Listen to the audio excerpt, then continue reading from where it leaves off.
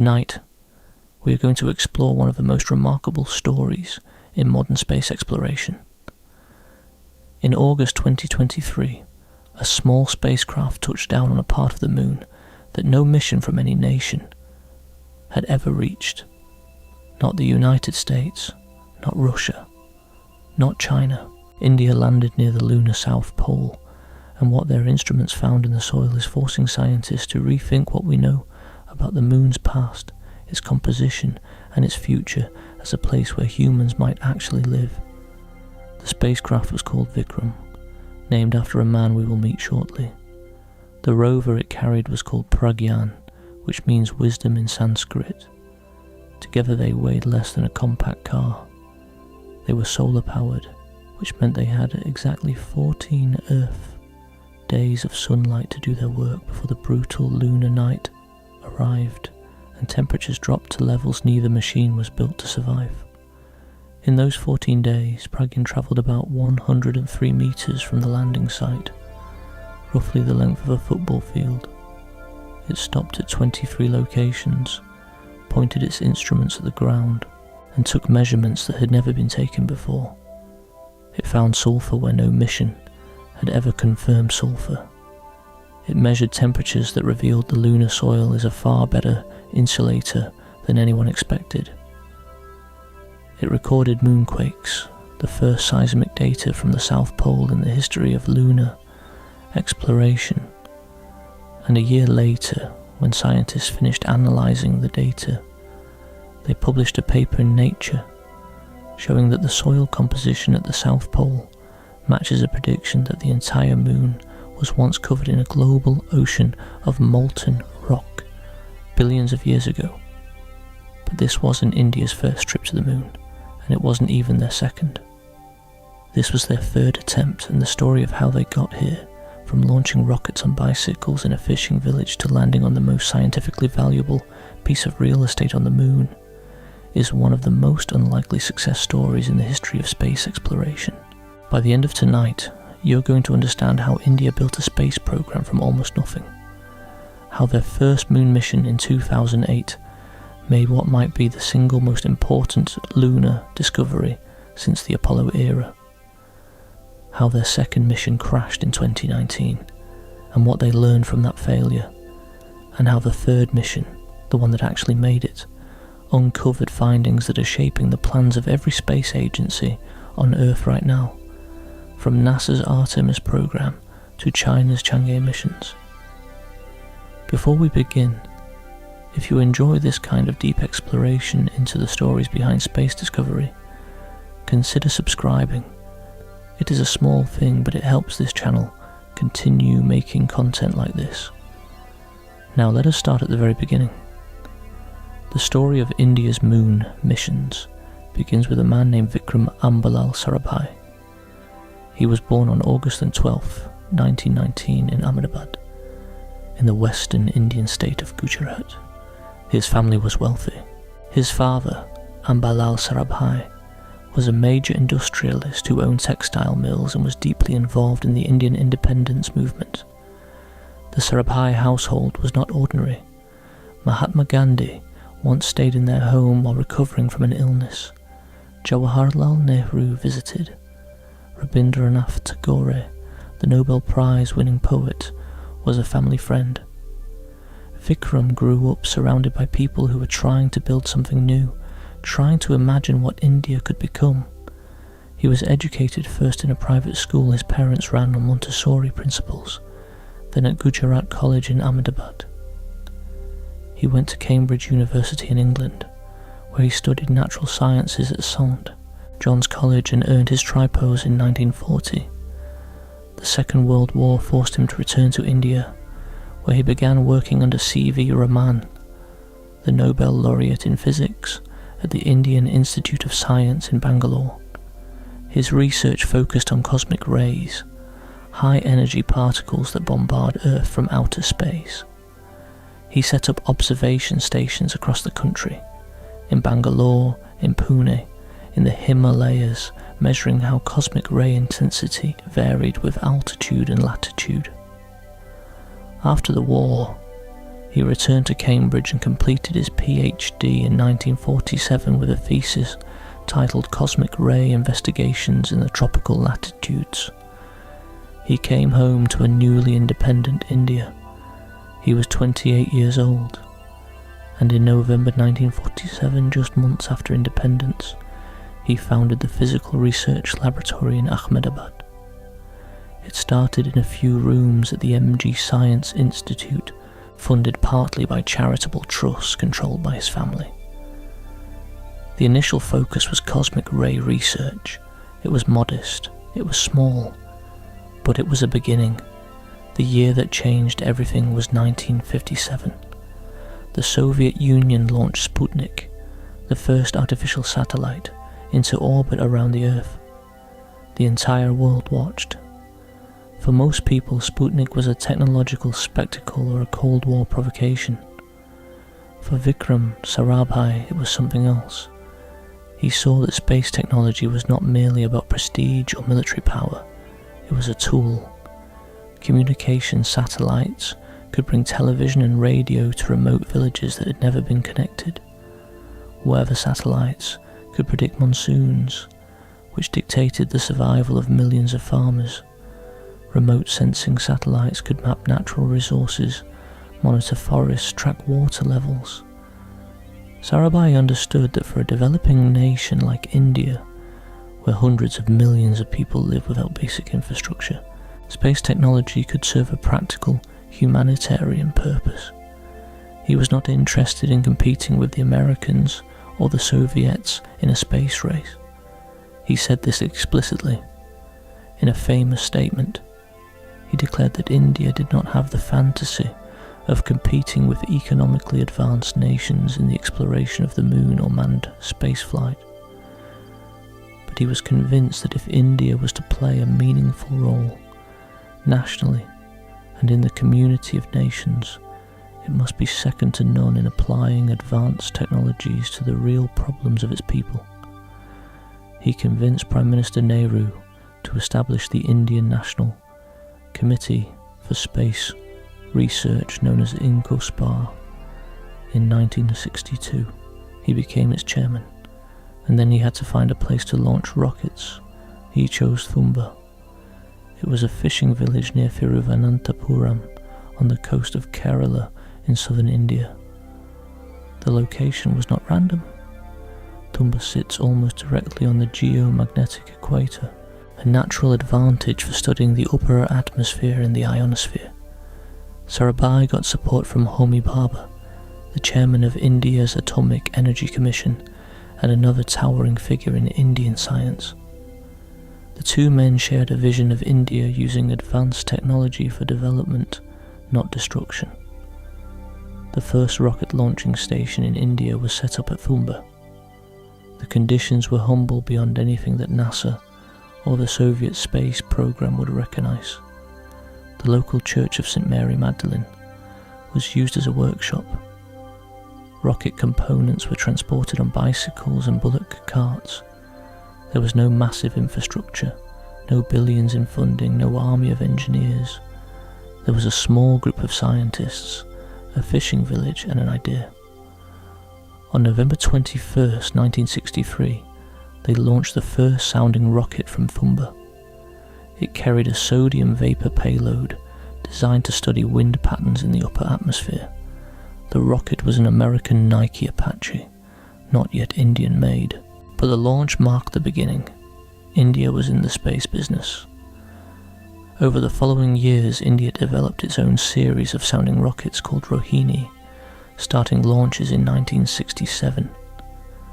The program grew steadily. INCOSPAR was reorganized and became the Indian Space Research Organization, ISRO, on August 15, 1969, India's Independence Day. Sarabhai became its first chairman. He did not live to see most of what he started. On December 30, 1971, at the age of 52, Vikram Sarabhai suffered a fatal cardiac arrest in Thiruvananthapuram. He had been working that day, reviewing designs for what would become India's first satellite launch vehicle. He had spoken to a young scientist named APJ, Abdul Kalam, on the telephone just hours before, the same Kalam who would later become President of India. Sarabhai's body was cremated in Ahmedabad. He never saw the first Indian satellite, Aryabhata, reach orbit in 1975, launched from a Soviet cosmodrome. He never saw the development of India's own launch vehicles, the PSLV and GSLV families that would eventually carry Indian spacecraft to the Moon and Mars. He never saw the Space Centre at Sriharikota, the Indian equivalent of Cape Canaveral, where future Chandrayaan missions would launch. But every one of these things grew from the foundation he laid. In 1973, the International Astronomical Union named a lunar crater after him. Bessel A in the Sea of Serenity became the Sarabhai crater, and decades later, when ISRO built the spacecraft that would land on the Moon, they named the lander Vikram in his honour. The decades after Sarabhai's death saw ISRO mature into one of the most capable and cost-effective space agencies in the world. They developed the Polar Satellite Launch Vehicle, the PSLV, which became their workhorse rocket, remarkably reliable and versatile. They built the GSLV, capable of reaching higher orbits. They created satellite systems for communication, weather monitoring, and remote sensing that served hundreds of millions of people across India. In 2008, they launched Mangalyaan, India's Mars Orbiter mission, although the mission itself reached Mars orbit in 2014. It succeeded on the first attempt, something neither the United States or Russia nor Europe had managed with their first Mars missions. The total cost was about $74 million. That is less than the budget of the movie Gravity. It was less than a single NASA Mars mission, cost to operate for 1 year. The frugality was not a limitation, it was a philosophy. Do more with less. Build indigenous capability. Solve problems creatively. By the time ISRO turned its attention to the Moon, they had decades of experience building satellites, launching rockets, and managing complex missions on tight budgets. They had a culture of meticulous engineering, of learning from failure, of patient incremental progress.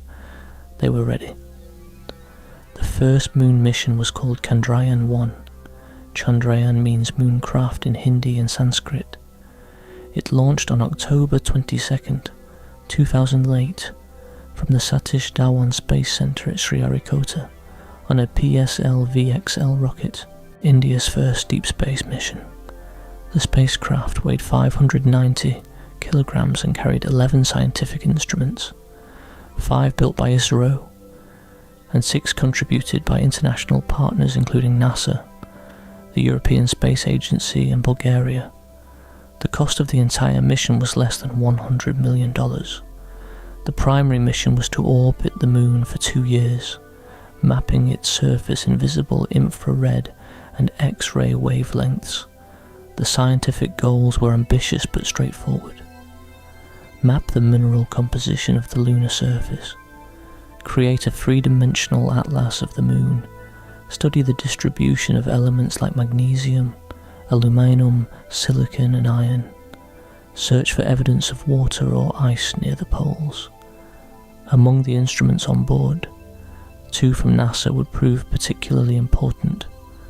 The Moon Mineralogy Mapper, known as M3, was an imaging spectrometer that could analyse reflected light from the lunar surface at dozens of different wavelengths. Each mineral reflects light differently, creating a unique spectral fingerprint. By reading those fingerprints from orbit, M3 could identify what minerals existed on the surface and, critically, detect the spectral signature of water molecules bonded to those minerals.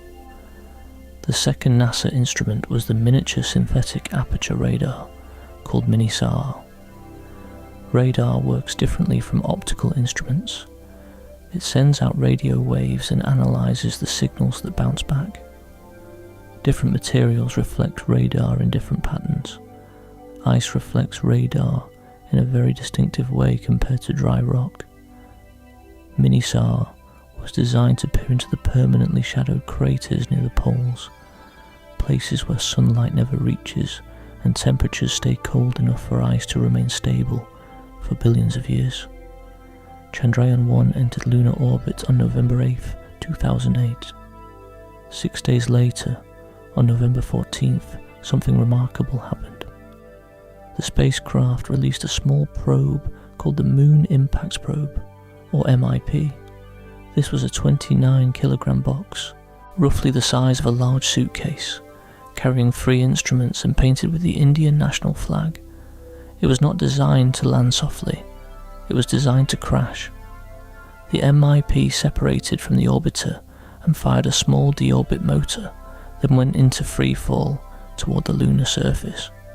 For 25 minutes it plummeted toward the South Pole, its instruments taking readings the entire way down. One of those instruments was called CHASE, Chandra's Altitudinal Composition Explorer. It was a mass spectrometer, an instrument that identifies molecules by their mass. During those 25 minutes of descent, CHASE recorded data that suggested the presence of water molecules in the extremely thin lunar atmosphere, the tenuous envelope of gas that exists just above the surface. At 15:01 UTC, the Moon Impact Probe slammed into the lunar surface near Shackleton Crater at the South Pole. India became the 5th national space agency to reach the lunar surface, after the Soviet Union, the United States, Japan, and the European Space Agency. The impact site was later named Jawahar Point, but the real revelations came from orbit. Over the following months, M3 scanned the lunar surface systematically, building up spectral maps of unprecedented detail. The data showed absorption features in the near-infrared wavelengths, features that are characteristic of water molecules and hydroxyl groups bonded to minerals in the soil. These signatures appeared across the moon but were strongest in the polar regions, exactly where water ice would be most likely to survive. To understand why this was so significant, you need to understand what scientists believed about lunar water before Chandrayaan-1. For decades, the consensus was that the moon was essentially dry. The Apollo astronauts brought back 842 pounds of lunar samples between 1969 and 1972. When scientists analysed those rocks and soil samples in laboratories on Earth, they found trace amounts of hydrogen, but most researchers attributed that to solar wind implantation, protons from the sun embedding themselves in the lunar surface, not actual water. A few scientists argued there might be water, ice, hidden in the permanently shadowed craters at the poles, where temperatures could be as low as 40 Kelvin, about -388 degrees Fahrenheit. But this was considered speculative. The mainstream view was clear. The moon was a desiccated, waterless world. Chandrayaan-1 changed that.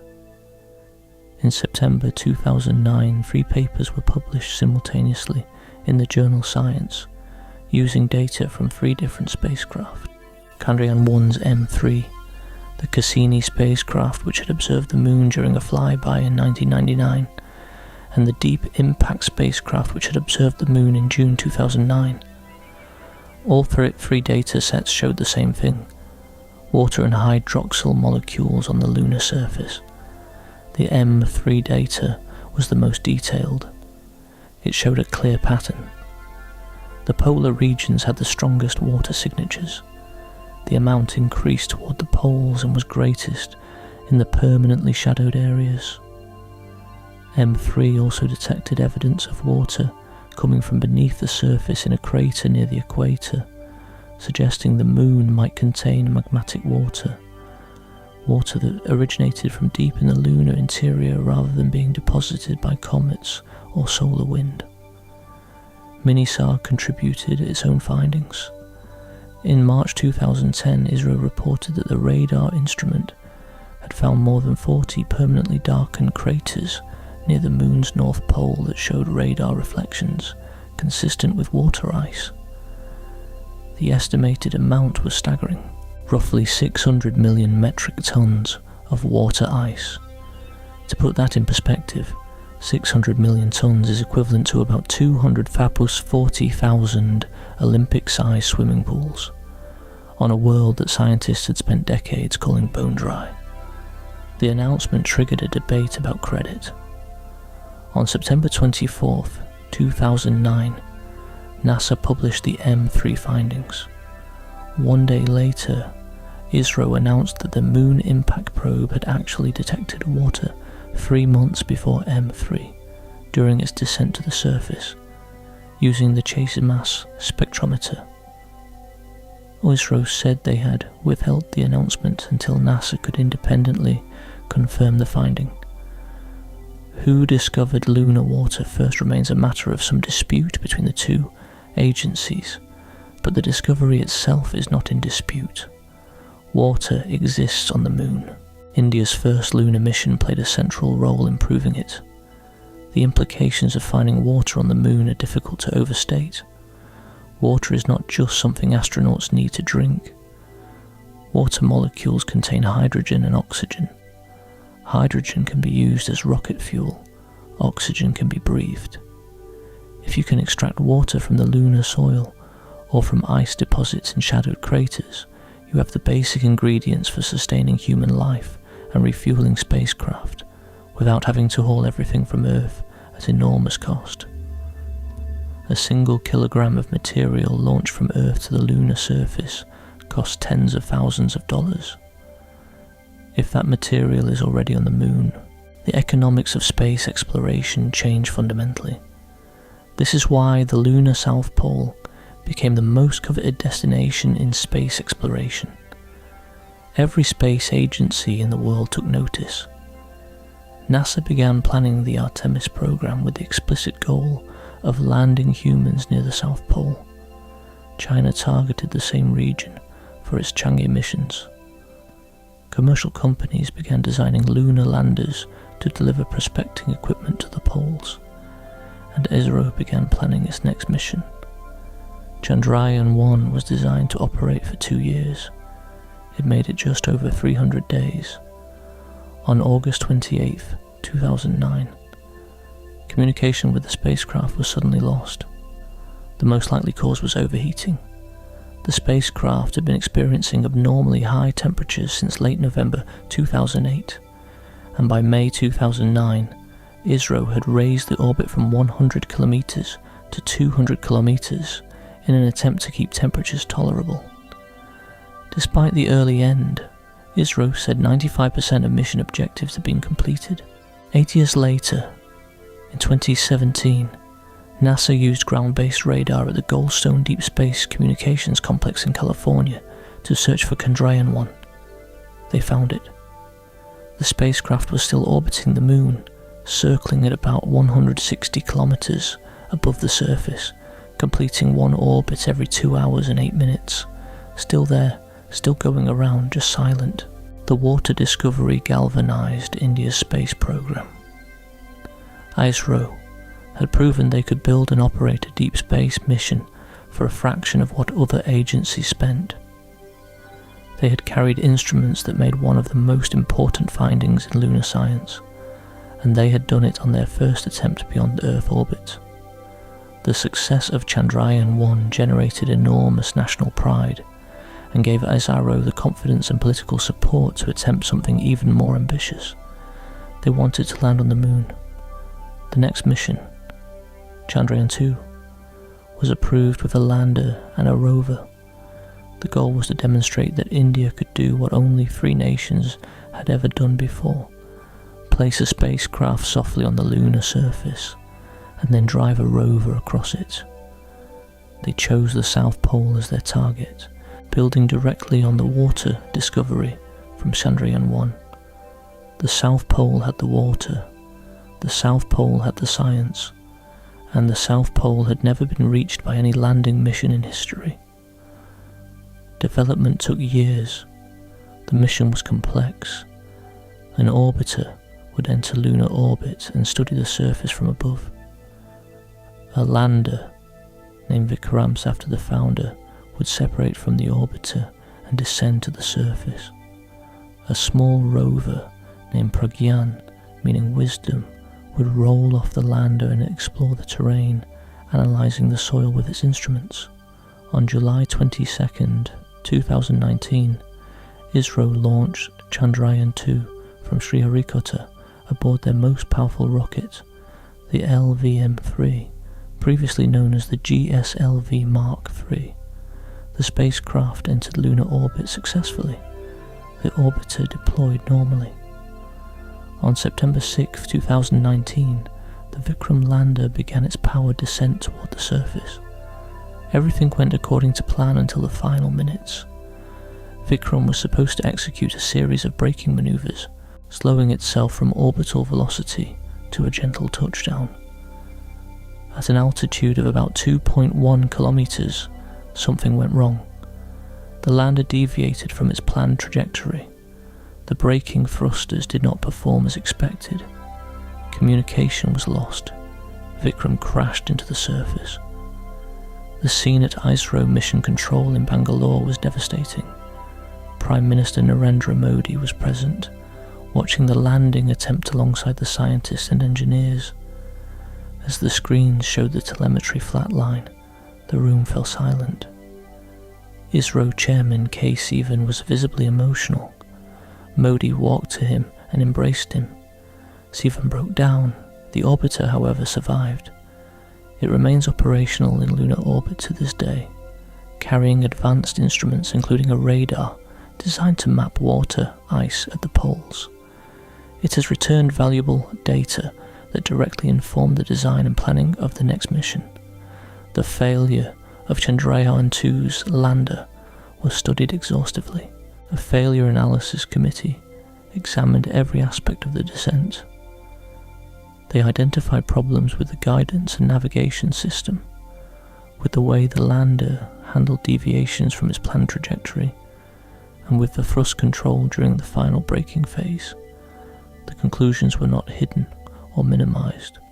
They were documented, studied, and turned into engineering requirements for the next attempt. ISRO redesigned the landing system. They added more sensors. They gave the onboard computer better algorithms for hazard detection and avoidance. They widened the acceptable landing zone so the spacecraft had more room to maneuver. They ran extensive simulations. They tested and retested. The crash of Chandrayaan-2 was not the end of India's lunar ambitions. It was an education, and the lessons it taught would prove decisive 4 years later. The approval for Chandrayaan-3 came relatively quickly. ISRO had the orbiter from Chandrayaan-2 already in lunar orbit. They did not need to build another one. The new mission would focus entirely on what had failed before: landing. The spacecraft would consist of 3 elements: a propulsion module to carry the lander from Earth orbit to lunar orbit and then release it; the Vikram lander, redesigned from the ground up with the lessons of the crash built into every system; and the Pragyan rover, essentially the same design that had been aboard Chandrayaan-2, waiting for another chance to drive on the moon. The propulsion module was a box-shaped spacecraft, weighing about 2,148 kilograms. Its job was straightforward but critical: carry the lander from Sriharikota to lunar orbit, then separate and let the lander do its work. After separation, the propulsion module would continue orbiting the moon and conduct its own science, studying Earth from lunar distance using a spectropolarimetry instrument called SHAPE that could analyse Earth's atmosphere in reflected light. The Vikram lander weighed about 1,752 kilograms, including the rover and propellant. It carried 4 scientific instruments. CHASTE, the Chandra's Surface Thermophysical Experiment, designed to measure the thermal properties of the lunar surface. RAMBA, a Langmuir probe to measure the density and temperature of plasma near the surface.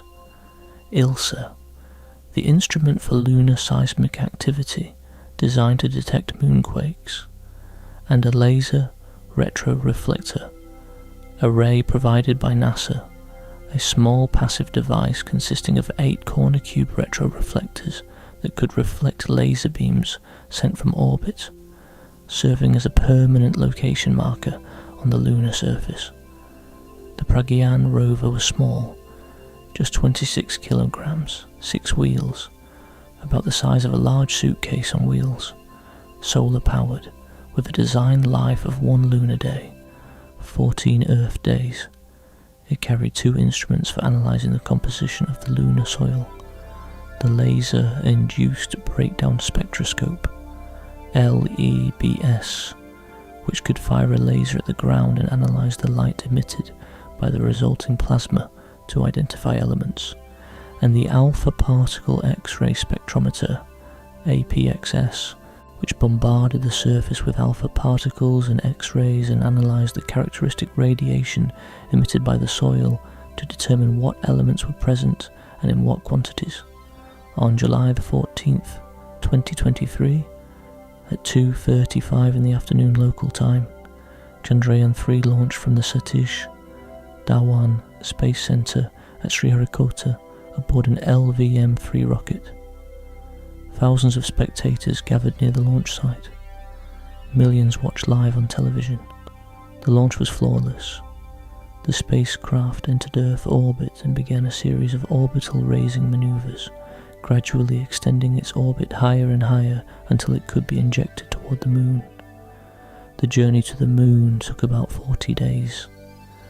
This is longer than the Apollo missions, which reached the Moon in about 3 days. The difference is propulsion. Apollo used the massive Saturn V rocket to send its spacecraft directly to the Moon on a high-energy trajectory. India's LVM-3 is powerful, but not in the same class. Instead, ISRO used a series of progressively larger orbits around Earth, building up speed with each pass, until the spacecraft had enough velocity to escape Earth's gravity and coast to the Moon. It is slower, but far more fuel efficient, which matters when your budget is a fraction of NASA's. Chandrayaan-3 entered lunar orbit on August 5, 2023. Over the following weeks, the orbit was gradually lowered and circularized, bringing the spacecraft closer and closer to the surface. On August 17th, the propulsion module and the lander separated. The lander was now on its own. 2 more orbit reduction maneuvers brought it to a low orbit of about 25 by 134 kilometers. Everything was on schedule. August 23rd, 2023, landing day. The powered descent began at approximately 5:44 p.m. Indian Standard Time. The Vikram lander fired its 4 throttleable engines and began slowing from orbital velocity. The descent had several phases. First, rough braking, a long engine burn to shed most of the orbital speed. Then fine braking, where the lander transitioned from horizontal flight to vertical descent, hovering above the surface while its cameras and sensors scanned for a safe landing spot. The landing site was a high latitude region near the South Pole, at approximately 69 degrees south, latitude 32 degrees east longitude. This region is exceptionally challenging. The terrain is rough. Craters of all sizes dot the landscape. Boulders and rocks litter the surface. The low angle of sunlight near the poles creates long, deep shadows that can hide hazards. Communication with Earth is complicated by the geometry. Signals have to travel around the curvature of the Moon. Just 4 days earlier, Russia's Luna 25 mission had attempted to reach a similar South Polar location. Luna 25 was Russia's first lunar mission in 47 years, a return to the Moon after the Soviet lunar program ended in 1976. On August 19th, during an orbit adjustment maneuver, something went wrong. The engines fired for too long, sending the spacecraft into an uncontrolled trajectory. Luna 25 crashed into the Moon on August 20th. The failure underscored just how difficult South Polar landings are. No mission from any country had ever succeeded. Vikram descended. The autonomous navigation system processed images from the onboard cameras, comparing what it saw against a hazard map. It identified a flat area, free of large boulders and craters. The engines throttled precisely, adjusting the descent rate. The landing legs deployed. At 6:04 p.m. Indian Standard Time, 12:33 UTC, Vikram touched down. The engines shut off. The spacecraft was on the surface. It had landed at 69.373 degrees south, 32.319 degrees east. India became the fourth nation in history to soft land on the moon, after the Soviet Union in 1966, the United States in 1966 and China in 2013. More significantly, India became the first country to land near the moon's south pole, the first organisation in recorded human history to achieve this. No qualifier, no asterisk. The first. The reaction was immediate and intense.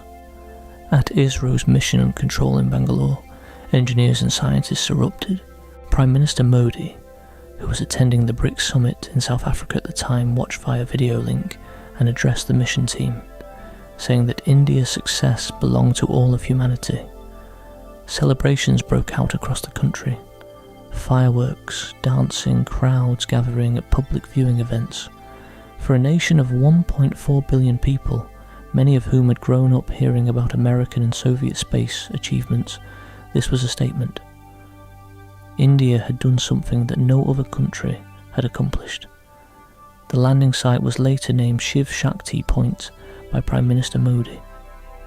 India declared August 23rd as National Space Day, and then the science began. About 4 hours after landing, the side panel of the Vikram lander unfolded, creating a ramp. The Pragyan rover rolled down onto the lunar surface. Its 6 wheels touched the regolith, the fine powdery soil that covers the moon. Pragyan was on its own now, guided by commands from ISRO's mission control, but also equipped with autonomous hazard avoidance to prevent it from driving into craters or over rocks. The rover began its traverse. It moved slowly, about 1 centimetre per second, which is roughly 1.5 feet per minute. This was by design.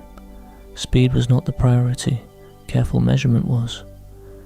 At each stop along its route, Pragyan would deploy its instruments. The LIBS laser would fire at the ground, vaporizing a tiny spot of regolith into superheated plasma and then analyzing the spectrum of light emitted. The APXS would bombard the soil with alpha particles and X-rays, reading the characteristic emissions to determine elemental composition. The clock was ticking.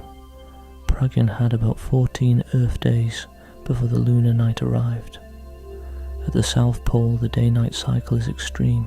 During the lunar day, the sun hangs low on the horizon, casting long shadows and providing just enough light and warmth to keep the solar panels charged and the electronics above their minimum operating temperatures. But when the sun sets, temperatures plunge. At the South Pole, nighttime temperatures can reach -200 degrees Celsius and lower. The Vikram lander and Pragyan rover were not equipped with radioisotope heater units, which could have kept them warm through the night. Adding those heaters would have increased the spacecraft's mass, and every kilogram matters when you are trying to soft land on the moon with limited fuel. ISRO made the engineering decision to accept a 14-day mission life in exchange for a lighter, simpler, more reliable lander. This meant every hour counted, every measurement mattered. The data Pragyan collected in those 2 weeks would need to sustain years of scientific analysis, and remarkably, it did.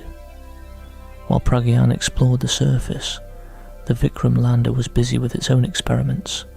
The CHA-CE instrument inserted a thermal probe into the lunar soil, measuring temperature at different depths for the first time at the South Pole. Ilse sat on the lander platform, quietly recording vibrations in the ground, listening for moonquakes. The Rampe Langmuir probe extended into the thin space above the surface, measuring the charged particles in the near-surface plasma environment. The data started flowing back to Earth almost immediately, and within days, ISRO began making announcements that captured the attention of the global scientific community. The first major finding came on August 27th, just 4 days after landing. The CHAS-ST instrument reported the first ever temperature profile of the lunar south polar soil. The results surprised scientists. At the surface, during the lunar day, the temperature reached about 50 degrees Celsius, roughly 122 degrees Fahrenheit, warmer than expected for a region so close to the pole. But the real surprise was what happened below the surface. Just 8 centimeters down, about 3 inches, the temperature dropped to negative 10 degrees Celsius, about 14 degrees Fahrenheit. That is a temperature difference of 60 degrees across a span shorter than the length of your hand. The lunar soil, the regolith, was acting as a remarkably effective insulator. This was not entirely unknown. Apollo-era measurements had suggested the regolith had low thermal conductivity, but the South Polar measurements were the first direct confirmation from this region, and the gradient was steeper than many models predicted. Later, more detailed analysis of the full delta set would show surface temperatures peaking at about 82 degrees Celsius during the warmest part of the lunar day and plunging to negative 170 degrees Celsius at night, with the subsurface staying dramatically colder than the surface during the day. This finding had immediate practical implications. If the soil insulates that effectively, water, ice, does not need to be locked away in the deepest, darkest, permanently shadowed craters to survive. It could potentially persist just a few centimeters below the surface in areas that receive some sunlight, as long as the overlying soil keeps the ice cold enough. This dramatically expands the potential zones where water ice might exist at the South Pole. Instead of being confined to the floors of the coldest craters, ice deposits might extend across sloped terrain, on crater walls, under thin layers of regolith in partially shadowed areas. The map of where water might be was suddenly much larger than anyone had assumed. 2 days later, on August 29th, ISRO made the announcement that made headlines around the world. The LIBS instrument on the Pragyan rover had detected sulfur on the lunar surface near the South Pole. This was the first ever in situ confirmation of sulfur at this location by any mission. Orbital instruments flying above the moon had never detected sulfur at the South Pole, and ISRO noted that such detection was not even feasible with orbital technology. You had to be on the ground, pointing a laser directly at the soil to find it. To understand how LIBS works, imagine focusing an extremely powerful laser beam onto a tiny spot of rock. The energy is so concentrated that it vaporizes the material, turning solid rock into a superheated cloud of glowing gas, a plasma. This plasma can reach temperatures of tens of thousands of degrees. At those temperatures, the atoms in the plasma are excited. Their electrons jump to higher energy levels, and as those electrons fall back down, each element emits light at wavelengths that are unique to that element. It is like a fingerprint made of light. By analyzing the spectrum of light coming from the plasma, scientists can identify exactly which elements are present in the rock. This is the same basic technique used by NASA's Curiosity rover on Mars and China's Zhurong rover, but Chandrayaan 3's LIBS was the first to use it on the moon's south pole. When ISRO scientists analysed the spectral data from LIBS, sulfur appeared clearly in the emission lines. This was not ambiguous. The signature was, in ISRO's words, unambiguous, and it was confirmed independently by the APXS instrument, which uses a completely different analytical method. APXS bombards the surface with alpha particles and X-rays. When these particles hit the atoms in the soil, they cause those atoms to emit their own characteristic X-rays. By measuring the energies and intensities of these X-ray emissions, scientists can determine which elements are present and how much of each one there is. APXS confirms sulfur's presence, giving scientists two independent lines of evidence from two different instruments using two different physical principles, but sulfur was not the only element Pragyan found. The comprehensive elemental analysis revealed aluminum, calcium, iron, chromium, titanium, manganese, silicon and oxygen. These elements were expected. They are common in lunar soil and had been detected by previous missions at other locations on the moon. The significance was in the detail and the location. These were the first direct measurements of elemental composition from the lunar South Polar region. Every previous mission that had analysed soil on the surface, the Apollo missions, the Soviet lunar missions, China's Chang'e 3 and Chang'e 4 rovers, had operated between the equator and mid-latitudes. Nobody had ever measured what the South Pole was made of, until now. The detection of sulfur was particularly intriguing for several reasons. On Earth, sulfur is commonly found near volcanoes. It is a product of volcanic activity, released as volcanic gases cool and interacts with surface materials. Its presence on the moon hints at the moon's volcanic past. Billions of years ago, the moon was geologically active, with lava flowing across its surface, filling the giant basins we see today as the Dark Maria, the seas that are visible from Earth with the naked eye. Sulfur in the South Polar soil could be a remnant of that ancient volcanism, transported across the surface by impact events that scattered material from volcanic regions to the poles over billions of years. There are also practical implications. Scientists have suggested that lunar sulfur could be used as a construction material. Sulfur concrete, a mixture of sulfur and lunar regolith, has been proposed as a building material for future lunar habitats. Unlike Portland cement, which requires water, sulfur concrete is made by heating sulfur to about 120 degrees Celsius, about 248 degrees Fahrenheit, mixing it with aggregate material like crushed rock and letting it cool. The resulting material is strong and durable. On the moon, where the daytime surface temperature at the South Pole can exceed 80 degrees Celsius, you are not far from the melting point of sulfur. The energy required to process it would be relatively modest. Sulfur can also be used in batteries and solar cells.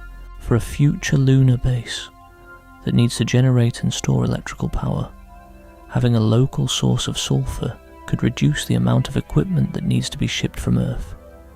The more materials you can source locally, the more feasible a permanent human presence becomes. Planetary scientists call this in situ resource utilization, or ISRU. It is the key to sustainable exploration, and Chandrayaan-3's discovery of sulfur added another entry to the list of resources available at the South Pole. ISRO also announced that the LIBS and APXS instruments were continuing to search for hydrogen. This was the element everyone was most anxious about. Hydrogen is one half of a water molecule. If Pragyan could detect hydrogen in the soil, it would be strong indirect evidence that water ice is present in the regolith. The search for hydrogen was ongoing throughout the mission, but the results were more ambiguous. Detecting hydrogen is inherently more difficult than detecting heavier elements. Hydrogen is the lightest and simplest element, and its spectral signatures can be faint and easily confused with other signals. The initial data suggested some hydrogen might be present, but definitive confirmation would require more analysis. Meanwhile, the APXS instrument was producing its own remarkable data. As Pragyan moved along its traverse, stopping at 23 different locations to take measurements, APXS built up a detailed picture of the soil composition across the area. What stood out was the uniformity. The soil composition was remarkably consistent from one measurement site to the next. This was not what you might expect if the surface had been randomly churned up by impacts over billions of years. The consistency suggested something deeper about how the moon's crust formed.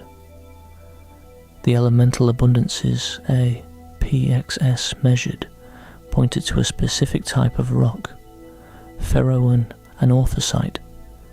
This is a calcium-rich, iron-bearing rock that is light in colour and relatively low in density. It is the same type of rock that the Apollo 16 mission found in the lunar highlands near the equator back in 1972. The fact that the same rock type dominated the soil at the South Pole, thousands of kilometres from where Apollo 16 landed, was significant. It suggested that this rock type is not localised. It is a global phenomenon, and that observation connects directly to one of the biggest questions in lunar science, a question about how the moon formed, but we will get to that. First, there were more discoveries to process. On August 31st, ISRO released data from two more instruments. The Ramba Langmuir probe, mounted on the Vikram lander, had conducted the first ever in situ measurements of plasma near the lunar surface at the South Pole.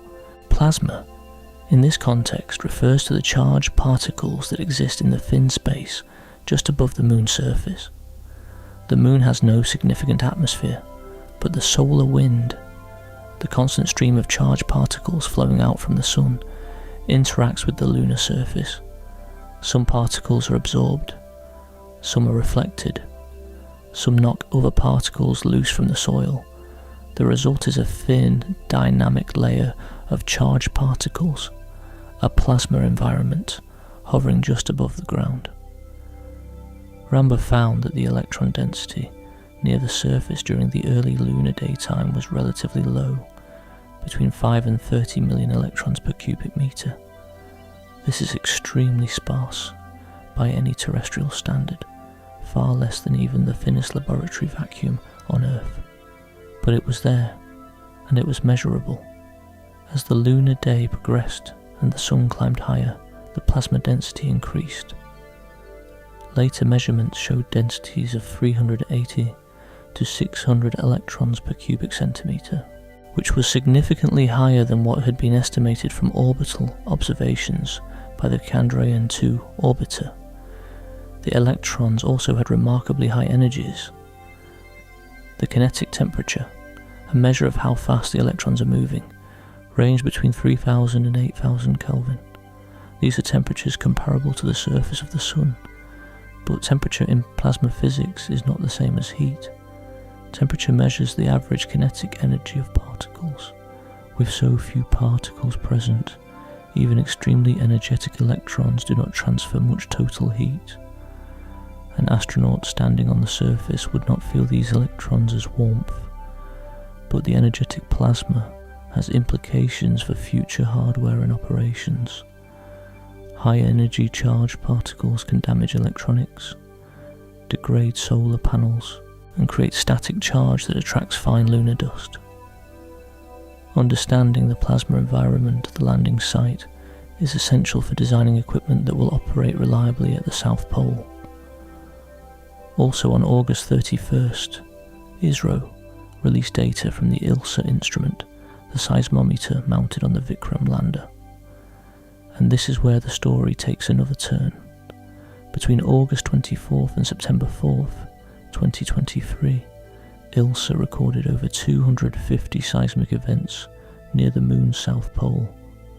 This was the first seismic data collected from this region, and the first seismic measurements from anywhere on the moon since the Apollo era seismometers were turned off in 1977. Of those 250 signals, approximately 200 could be traced back to known sources: the movements of the Pragyan rover as it drove across the surface, the vibrations from instruments operating on the lander, a 26 kilogram rover rolling on metal wheels across rocky terrain generates detectable vibrations. These signals were useful for calibrating the instrument, confirming that ILSA was sensitive enough to detect subtle ground motions. But about 50 of the signals could not be attributed to any known source. They appeared to be natural. Moonquakes. The Apollo missions had detected moonquakes decades earlier, so their existence was not a surprise in principle. Apollo seismometers, placed at various equatorial and mid-latitude sites between 1969 and 1972, recorded thousands of seismic events.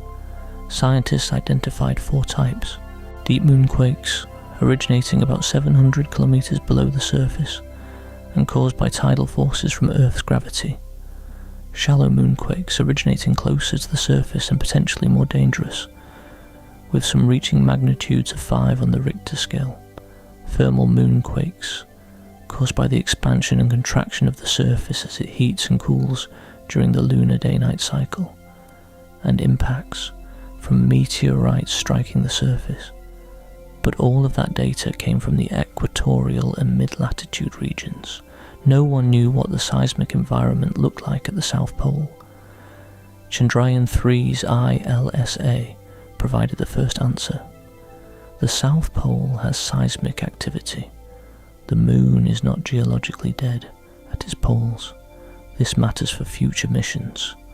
If humans are going to build permanent structures near the South Pole, they need to understand the seismic hazard.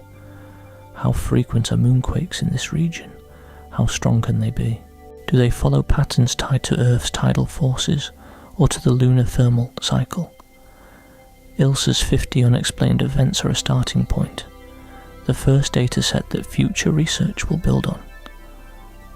On September 2nd, ISRO announced that the Vikram lander had successfully performed a hop experiment. On command from Mission Control, the lander fired its engines and lifted itself about 40 centimeters off the surface. It hovered briefly, then set itself back down between 30 and 40 centimeters from its original position. This was not a scientific experiment in the traditional sense. It was a technology demonstration.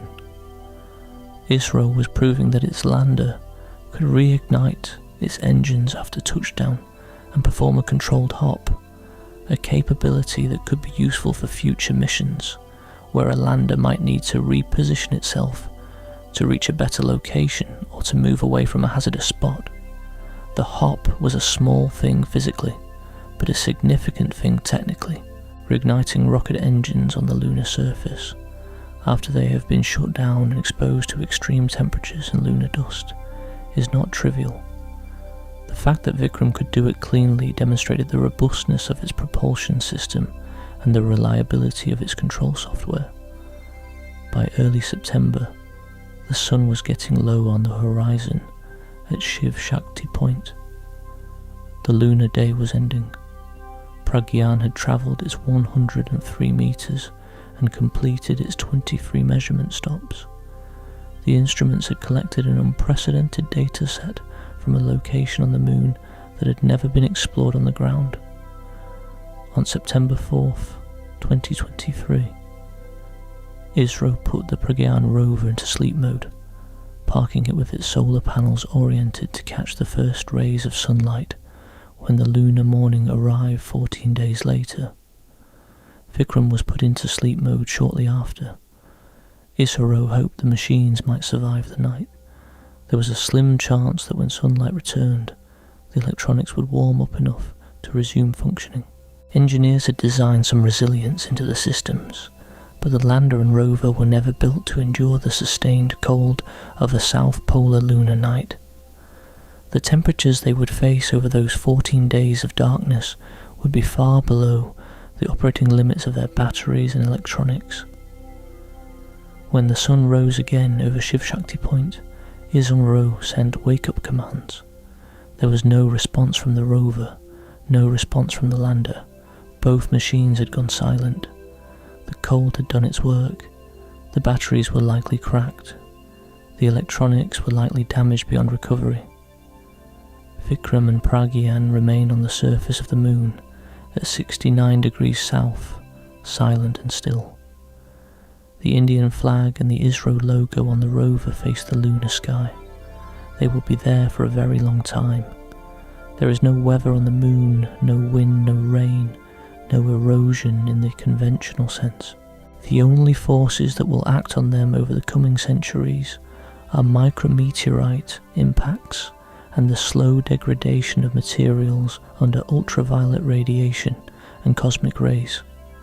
They will endure far longer than most things humans have built. But even in silence, part of the mission continues to work. The Laser Retroreflector Array, the small NASA-provided device mounted on the Vikram lander, is a purely passive instrument. It has no electronics, no power requirements, no moving parts. It is simply an array of 8 corner cube retroreflectors, small glass prisms that reflect any incoming laser beam directly back toward its source, regardless of the angle it arrives from. The entire device weighs just 20 grams. On December 12, 2023, NASA's Lunar Reconnaissance Orbiter, which has been orbiting the moon since 2009, fired a laser beam at the Vikram lander's position. The retroreflector bounced it back. This was the first time a laser ranging experiment had been successfully performed on the lunar surface since the Apollo era, when astronauts placed much larger retroreflector arrays at their landing sites. Those Apollo arrays are still in use today, more than 50 years later, providing precision measurements of the distance between Earth and the Moon. The Chandrayaan 3 retroreflector now serves as a permanent location marker at the South Pole, usable by any spacecraft orbiting the Moon with a laser ranging instrument. It will function for decades, possibly centuries, a tiny beacon in the dark near the bottom of the Moon. Meanwhile, back on Earth, the scientific analysis of Chandrayaan-3's data was just beginning. The raw measurements collected during those 14 days needed to be calibrated, processed, cross-referenced, and interpreted. This work would continue for years, and the most significant findings would not be published until months and even years after the mission ended. On July 2nd, 2024, ISRO reported a discovery that Pragyan had made during its traverse. As the rover moved westward from Shiv Shakti Point, it documented a gradual increase in the size and number of rock fragments scattered across the surface. At about 39 meters from the landing site, the rover encountered a large rock fragment that was notably different from the surrounding regolith. This rock displayed distinct patterns of what scientists call space weathering, the cumulative effect of billions of years of bombardment by micrometeorites, solar wind particles, and cosmic rays. The APXS instrument analysed the rock surface and found it to be rich in iron, aluminum, magnesium, calcium, and titanium. The weathered outer layer had a different composition than the underlying fresh rock, which suggested the rock had been sitting on the surface exposed to the space environment for an extremely long time. Scientists believe this rock originated from deeper layers of the moon's crust, ejected to the surface by an ancient impact event. Finding a deep origin rock on the surface at the South Pole provided a window into the moon's interior composition without needing to drill. Then came the most profound discovery of all. On August 21st, 2024, almost exactly 1 year after the landing, a research paper was published in the journal Nature. The lead author was Santosh Vadawale from the Physical Research Laboratory in Ahmedabad, the same institution that Vikram Sarabhai had founded in 1947. The paper presented the complete analysis of all 23 APXS measurements taken by the Pragyan rover. The headline finding was this: the lunar soil near the South Pole is remarkably uniform in composition, and it is primarily made up of a rock called ferroan anorthosite. To understand what this means and why it matters, you need to go back about 4.5 billion years, to the birth of the moon itself. The leading theory for the moon's formation is called the giant impact hypothesis. Roughly 4.5 billion years ago, when the solar system was still young and chaotic, a Mars-sized body called Theia collided with the proto-Earth. The impact was catastrophic, beyond anything we have experienced or can easily imagine. The collision vaporized Theia and blasted a massive amount of material from Earth's mantle into orbit. This debris cloud, a ring of molten and vaporized rock circling the shattered Earth, gradually coalesced under its own gravity. Over time, perhaps a few hundred years, the material came together to form the moon. The energy of formation was enormous. The newborn moon was superheated. Its entire surface, possibly its entire volume, was molten. A global magma ocean.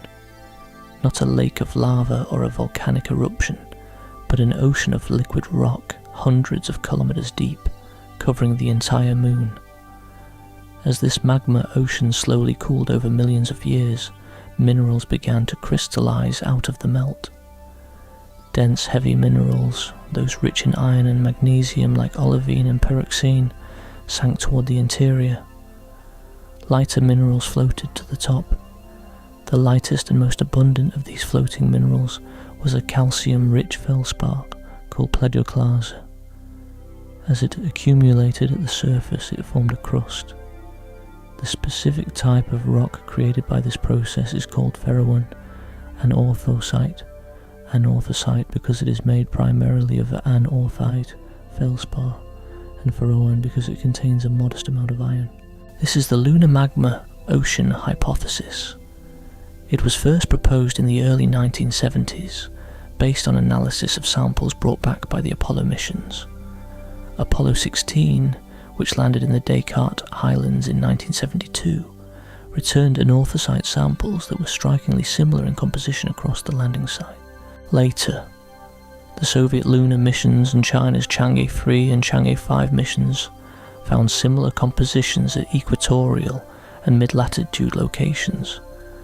The evidence pointed toward a crust that formed from a global process, not a local one. But there was a gap. All of those measurements came from equatorial or mid-latitude regions. Nobody had ever sampled the soil at the poles. If the lunar magma ocean was truly global, the same ferroan anorthosite should be found everywhere, including the South Pole. If it was not found there, the hypothesis would need revision. Maybe the magma ocean was not global. Maybe the crust formation process varied from place to place. Maybe the poles were different. Chandrayaan-3 answered the question. All 23 APXS measurements, spread across 103 meters of South Polar terrain, showed the same thing. Ferroan anorthosite, uniform in composition, consistent with the Apollo 16 samples from the equator, consistent with predictions of the lunar magma ocean model. Santosh Vadawala, the lead author, said that these new measurements from a previously unexplored region further enhance confidence in the hypothesis. Another scientist involved in the research noted that the theory of the moon's evolution becomes much more robust with this data. The results were published in Nature, one of the most prestigious scientific journals in the world, and they were peer-reviewed by independent experts who confirmed the findings' significance. But the APXS data contained another surprise. Mixed in with the ferroan and orthosite, the instruments detected magnesium-rich materials, including minerals like olivine, that should, according to the magma ocean hypothesis, be deep in the moon's interior, not on the surface. Dense to heavy minerals were supposed to have sunk during the magma ocean phase. So why were they at the surface? The answer lies in the violent history of impacts on the moon. The Chandrayaan-3 landing site, Shiv Shakti Point, is located about 350 kilometers from the rim of the South Pole Aitken Basin. This is one of the largest and oldest impact craters in the entire solar system. It measures roughly 2,500 kilometers in diameter and up to 8.2 kilometers deep. The impact that created it occurred approximately 4.2 to 4.3 billion years ago, not long after the moon itself formed and the magma ocean crust solidified. That impact was violent enough to excavate material from deep within the moon's mantle, punching through the anorthosite crust and dredging up the dense magnesium-rich rocks that had sunk billions of years earlier. These mantle materials were scattered across the surrounding area by the force of the impact, mixing into the surface soil. Over the following billions of years, smaller impacts continued to churn and redistribute this material. The result is the mixture Pragyan detected, a primary composition of ferroin and orthosite, exactly what the magma ocean hypothesis predicts, with a secondary component of magnesium-rich mantle material brought to the surface by one of the most catastrophic impacts in the moon's history. This was the first time such a mixing pattern had been observed and measured directly at the lunar poles. It provided not just evidence for the magma ocean hypothesis, but also a physical mechanism for how deep materials reach the surface, and a way to study the moon's interior without drilling. A few weeks later, in September 2024, ISRO announced yet another finding from the ongoing analysis of Chandrayaan-3 data. Pragyan had identified evidence of a buried ancient crater approximately 160 kilometers in diameter near the South Pole. This crater, hidden beneath the surface, was possibly older than the South Pole Aitken Basin itself. If confirmed, it would be one of the oldest impact structures known on the moon, a relic from the very earliest period of solar system bombardment, when the inner planets and their moons were pummeled relentlessly by leftover debris from planetary formation. Finding ancient buried craters is significant because they preserve information about conditions in the early solar system. The impacts that created them shaped the moon's geology, redistributed materials, and influenced the evolution of the crust. Each ancient crater is a data point in the story of how the solar system settled into its current state after the chaos of its formation. Then, in March 2025, more than a year and a half after the landing, ISRO published further analysis from the CHAYA-CTE thermal instrument. This analysis focused specifically on sloped terrain near the South Pole, areas where the ground tilts at angles greater than about 14 degrees. The data showed that even on these slopes, which receive some direct sunlight during the lunar day, the subsurface temperatures can remain low enough to support stable water ice. This was a finding with direct operational implications for future missions. Before this result, the conventional assumption was that water ice at the South Pole would be found primarily in permanently shadowed regions, the PSRS, the deepest parts of craters where sunlight literally never reaches. These PSRs are extremely cold, below 40 Kelvin, about negative 388 degrees Fahrenheit, cold enough that water ice and potentially other frozen volatile compounds like carbon dioxide and ammonia could remain stable for billions of years. But the PSRs are also extremely dark, extremely cold, and extremely difficult to access. Landing in them would be challenging. Operating in them would require nuclear power sources, since solar panels would be useless. Building there would mean working in perpetual darkness. The CHAYA-STE finding changed the equation. If water ice can survive on sloped terrain outside the PSRs, protected by just a thin layer of insulating regolith, then the potential locations for ice mining and resource extraction are vastly more numerous and more accessible. You could potentially extract water from slopes that receive some sunlight, where solar power is available and temperatures are more manageable. This is the kind of finding that directly influences when NASA chooses to land Artemis astronauts. where China decides to target its Chang'e missions, and where future commercial mining operations set up shop. In April 2025, another ISRO analysis revealed one more discovery from the APXS data. At Shiv Shakti Point, the rover had detected a unique elemental signature, low levels of sodium and potassium, combined with a notable enrichment of sulfur. This particular combination suggested the presence of primitive mantle materials at the landing site, materials that have not been significantly processed or altered since they were brought to the surface. These could be among the most pristine samples of the Moon's deep interior ever detected on the surface, offering a direct window into the composition of the Moon's mantle without needing to drill or collect samples for return to Earth. To appreciate the full significance of what India found on the Moon, it helps to understand why the South Pole is the most sought-after piece of real estate in the solar system right now, and why every major space agency on Earth is racing to get there. The lunar South Pole has a combination of features that exist nowhere else on the Moon. Some of these features were known before Chandrayaan-3. Some were confirmed or expanded by the mission's findings. Together they make the South Pole uniquely suitable for sustained human presence. First, there is the water. We have discussed this at length. Water ice exists in the permanently shadowed regions of south polar craters.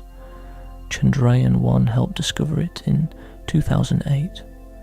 The estimated quantity, based on radar and spectroscopic data, could be as much as 600 million metric tons.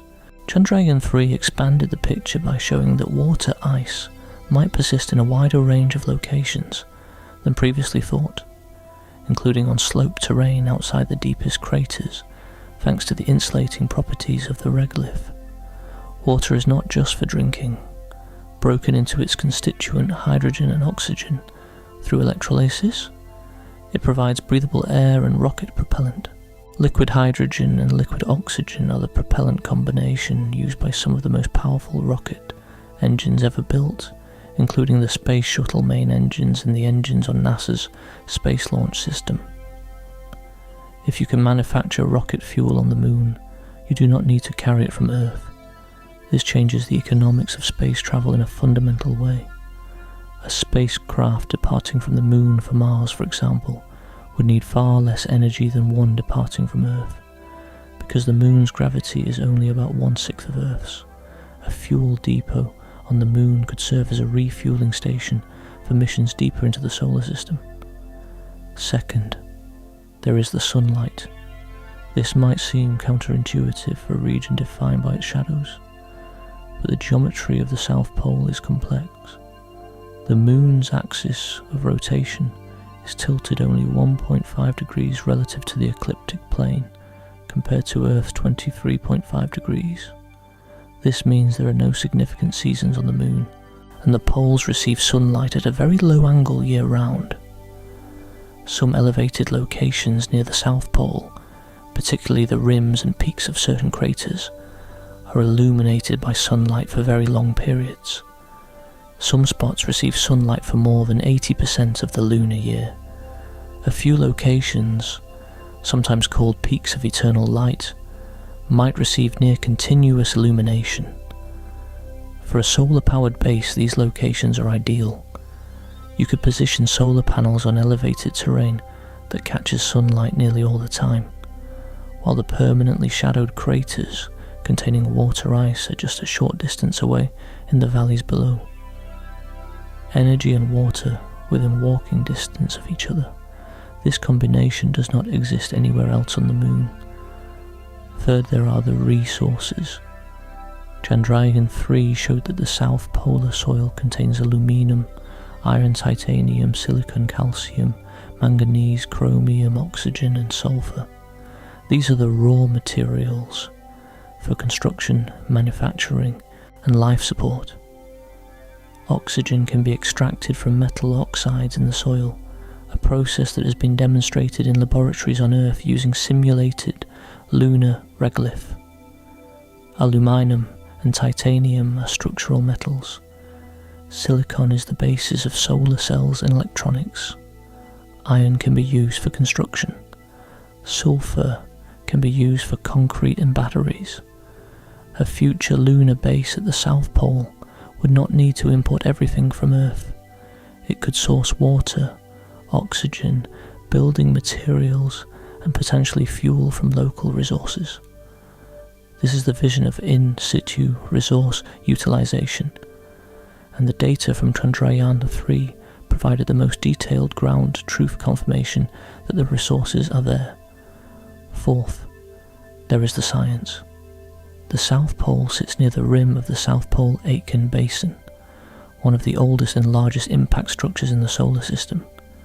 Material excavated by that ancient impact includes rocks from the moon's deep interior, material that has been inaccessible to study from orbit.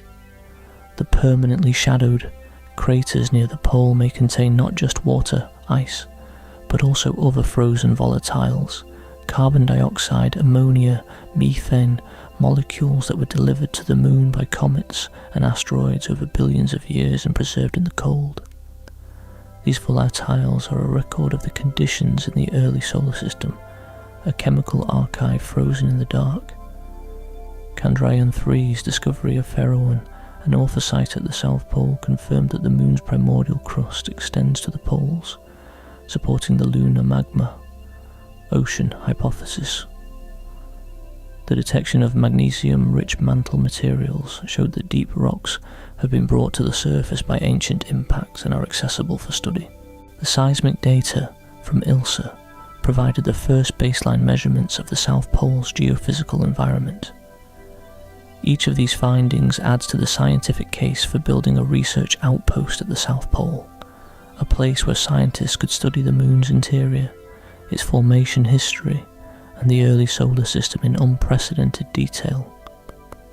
All of this explains why the South Pole has become the focal point of what some observers are calling a second space race. The participants are different from the first space race. It is no longer just the United States and the Soviet Union. Now it is the United States, China, India, Japan, South Korea, the European Space Agency, and a growing list of commercial companies, all aiming for the same small region of the moon. NASA's Artemis program is the United States' plan to return humans to the moon for the first time since Apollo 17 in December 1972. Artemis 3, which aims to land the first woman and the next man on the moon, targets the South Polar region. The mission has been delayed multiple times, but it remains a central priority for NASA. The landing site will be selected based on access to both sunlit areas for solar power and permanently shadowed regions for water ice exploration. China's lunar program has been methodically building capability. Chang'e 4 landed on the far side of the moon in January 2019, a first. Chang'e 5 returned lunar samples from the near side in December 2020. Chang'e 6 returned samples from the far side in June 2024, another first. Chang'e 7, currently planned for around 2026, targets the South Pole.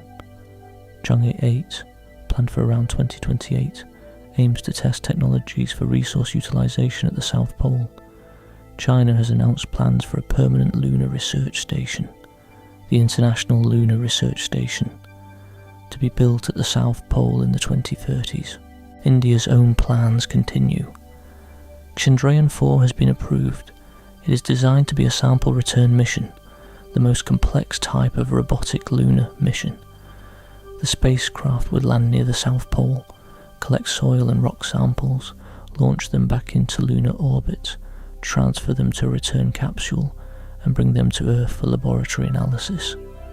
If successful, India would join only the United States, the Soviet Union and China in the exclusive group of nations that have returned samples from the moon. ISRO is also partnering with JAXA, the Japan Aerospace Exploration Agency, on a joint mission called LUPEX, the Lunar Polar Exploration Mission.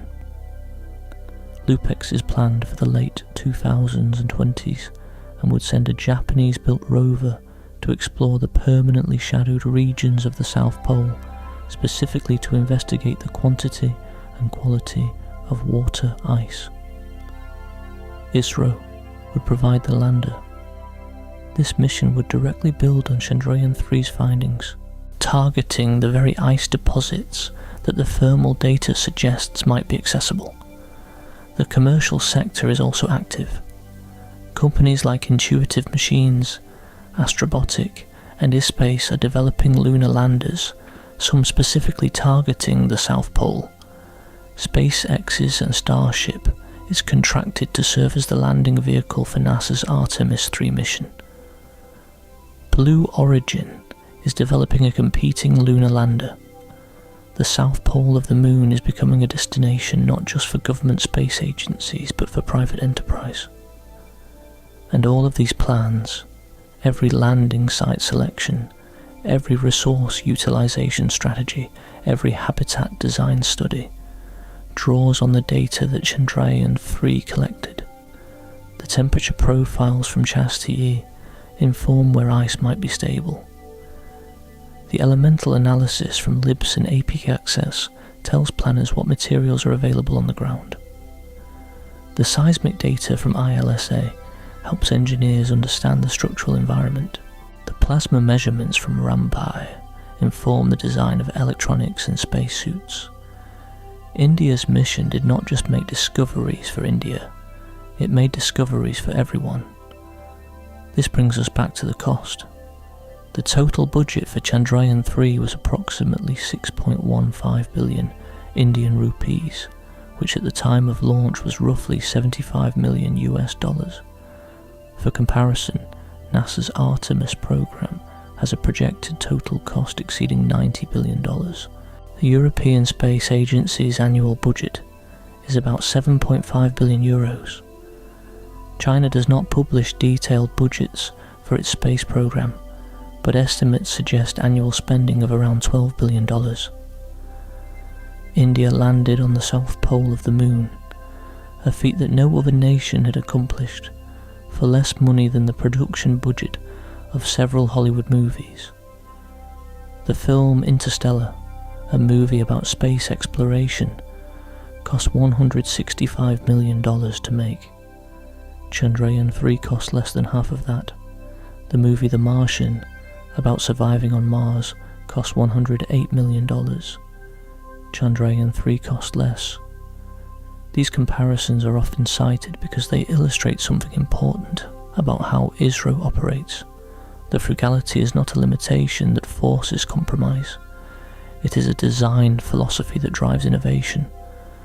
When your budget is a fraction of what other agencies spend, you cannot afford redundancy through duplication. You cannot build 3 of everything and keep 2 as backups. Instead, you must build things that work the first time. You must test relentlessly. You must design with elegance and efficiency.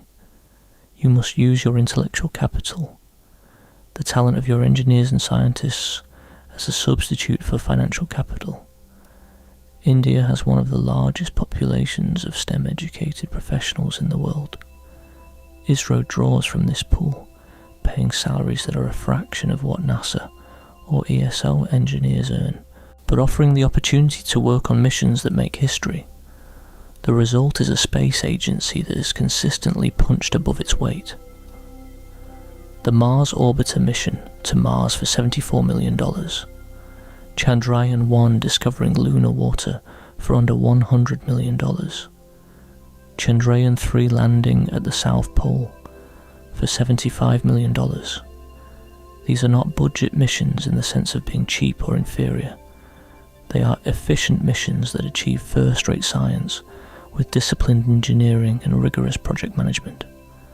This matters for the future of space exploration globally. Not every country can afford NASA-scale budgets. If space exploration requires tens of billions of dollars per mission, only a handful of nations will ever participate. But if an agency can reach the Moon's South Pole for $75 million, the door opens wider. More nations can aspire to contribute. More scientific questions can be pursued. More data can be collected. The diversity of approaches, priorities and perspectives enriches the collective understanding. Chandrayaan-3 demonstrated that world-class space science is not the exclusive domain of the wealthiest nations. It can be achieved through ingenuity, determination, and the willingness to learn from failure. Let us return now to the science, because there is more to explore. We touched on the lunar magma ocean hypothesis earlier, but it deserves a deeper examination.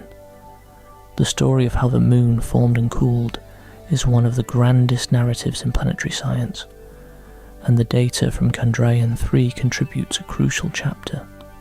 4.5 billion years ago, the solar system was a violent place.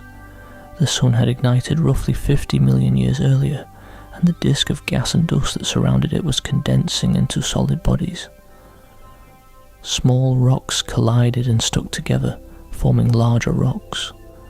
Larger rocks collided and formed planetesimals, objects tens to hundreds of kilometers across. Planetesimals collided and formed protoplanets. The process was not gentle. Every stage involved impacts of increasing energy. The inner solar system was a demolition derby of growing worlds. Earth was one of these growing protoplanets. By about 4.5 billion years ago, it had swept up most of the material in its orbital neighbourhood and reached something close to its current mass. But one more giant collision was coming. Theia was roughly the size of Mars, about 6,400 kilometres in diameter, roughly half the diameter of Earth. Where Theia came from is debated. Some models suggest it formed in the same region of the solar system as Earth and gradually migrated into a collision course. Others suggest it originated farther out and was perturbed inward by gravitational interactions with Jupiter. What is generally agreed upon is that, around 4.5 billion years ago, Theia struck Earth at an oblique angle. The energy of the impact was almost incomprehensible. Simulations suggest that the collision released energy equivalent to billions of nuclear weapons detonating simultaneously. Theia was largely destroyed. A significant fraction of Earth's mantle was blasted into space. The impact may have briefly vaporized a substantial portion of both bodies, creating a synestia, a rotating donut of superheated rock vapor and magma that extended well beyond the current orbit of the moon. Out of this cloud of debris, the moon coalesced. Computer simulations suggest this happened relatively quickly in geological terms, perhaps within a few centuries. The material that formed the moon was predominantly mantle rock from both Earth and Theia, which is why the moon's composition is broadly similar to Earth's mantle, but depleted in volatile elements that would have been lost to the heat of the impact. The newly formed moon was extraordinarily hot. Its surface temperature was likely well above 1000 degrees Celsius. The entire outer portion, and possibly the entire body, was molten. This is the lunar magma ocean. Picture it, a world entirely covered in liquid rock, glowing a dull red to orange, radiating heat into the cold vacuum of space. No solid surface, no craters, no maria. Just an ocean of magma, perhaps 500 kilometers deep or more, slowly losing heat to the blackness around it. As the magma cooled, minerals began to crystallize. This is the same basic process that happens when you cool any liquid mixture. Different components solidify at different temperatures. In a silicate magma, the first minerals to crystallize are typically olivine and pyroxene, which are dense and rich in iron and magnesium. These crystals, being heavier than the surrounding liquid, sank. They settled toward the base of the magma ocean, accumulating in what would eventually become the moon's deep mantle. As the heavier minerals were removed from the melt, the remaining liquid became progressively enriched in lighter elements, particularly calcium and aluminum. At a certain point in the cooling process, a mineral called plagioclase feldspar began to crystallize. Plagioclase is a framework silicate rich in calcium, aluminum, silicon and oxygen. The specific variety that dominates the lunar crust is called anorthite, which is the calcium-rich end member of the Plagioclase series. Anorthite has a crucial property. It is less dense than the magma it crystallizes from. While olivine and pyroxene sank, anorthite floated. Crystals of anorthite rose to the surface of the magma ocean and accumulated there, forming a solid crust.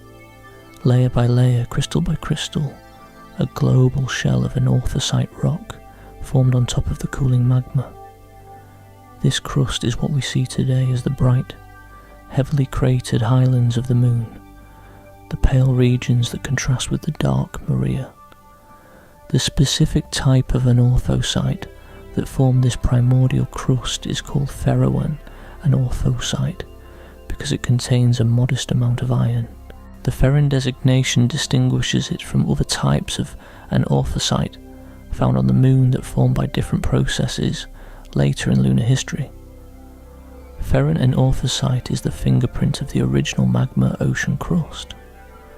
Apollo 16 astronauts John Young and Charles Duke collected samples of ferroan anorthosite from the Descartes Highlands in April 1972. When scientists analysed these rocks, they found a remarkably consistent composition. This observation, combined with theoretical models of how a magma ocean would crystallise, led to the formal proposal of the lunar magma ocean hypothesis. Over the following decades, additional evidence accumulated. The Soviet Union's Luna 20 mission in 1972 returned samples from a highland region that included anorthosite. NASA's Lunar Prospector, launched in 1998, mapped the global distribution of elements from orbit and found patterns consistent with a differentiated crust formed from a magma ocean. Japan's Selene Orbiter, launched in 2007, provided additional spectral evidence for widespread anorthosite in the highlands. China's Chang'e 3 rover, which landed in 2013, found soil compositions consistent with the model. Chang'e 5, which returned samples from a volcanic plain in 2020, provided age-dated rocks that helped constrain the timeline of lunar evolution. But all of these measurements, every single one, came from equatorial or mid-latitude regions. The poles remained unsampled. And in science, a hypothesis that works in one region is not fully validated until it is tested elsewhere. If the lunar magma ocean was truly global, the signature of a ferroan anorthosite should be found at the poles too. This is precisely what Pragyan found. 23 measurements, spread across a traverse of 103 meters, all showing the same ferroan anorthosite composition. The uniformity was striking, not just present but consistent, site after site after site.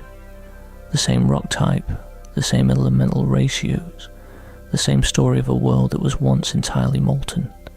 The Nature paper by Vadawal and colleagues noted that this was the first ground truth verification of the magma ocean hypothesis from a polar location.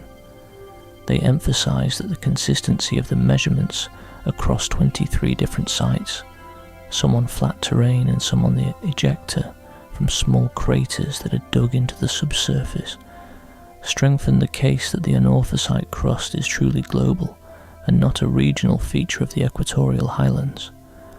The paper also discussed the magnesium-rich materials that were mixed in with the anorthosite.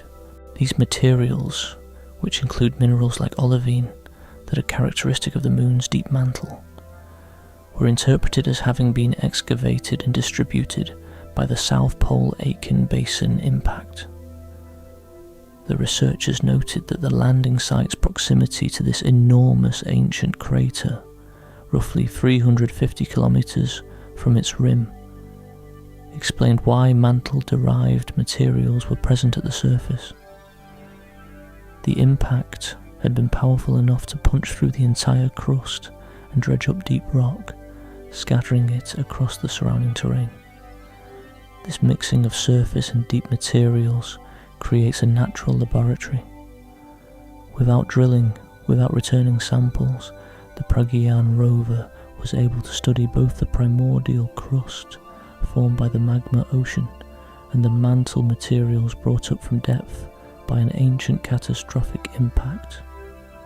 Two different layers of lunar history, accessible on the same patch of ground. The implications extend beyond the moon. If the lunar magma ocean hypothesis is correct, and the evidence is increasingly strong that it is, then similar magma oceans may have existed on other rocky bodies in the early solar system. Earth almost certainly had one after the Theia impact. Mars may have had one during its formation. Mercury shows geological evidence consistent with early differentiation. Even some large asteroids like Vesta show signs of having once been molten and differentiated into layers. Understanding how the moon's magma ocean crystallized, what sequence of minerals formed, how the crust evolved, and how it was later modified by impacts, provides a template for understanding the early histories of all these worlds. The moon is the closest and most accessible example of a differentiated rocky body, and every measurement taken on its surface adds detail to this template. There is something else the soil composition tells us, something subtle but important. The uniformity of the Faroan anorthosite at the South Pole, combined with the presence of excavated mantle materials, suggests that the lunar surface has been thoroughly gardened by billions of years of impacts.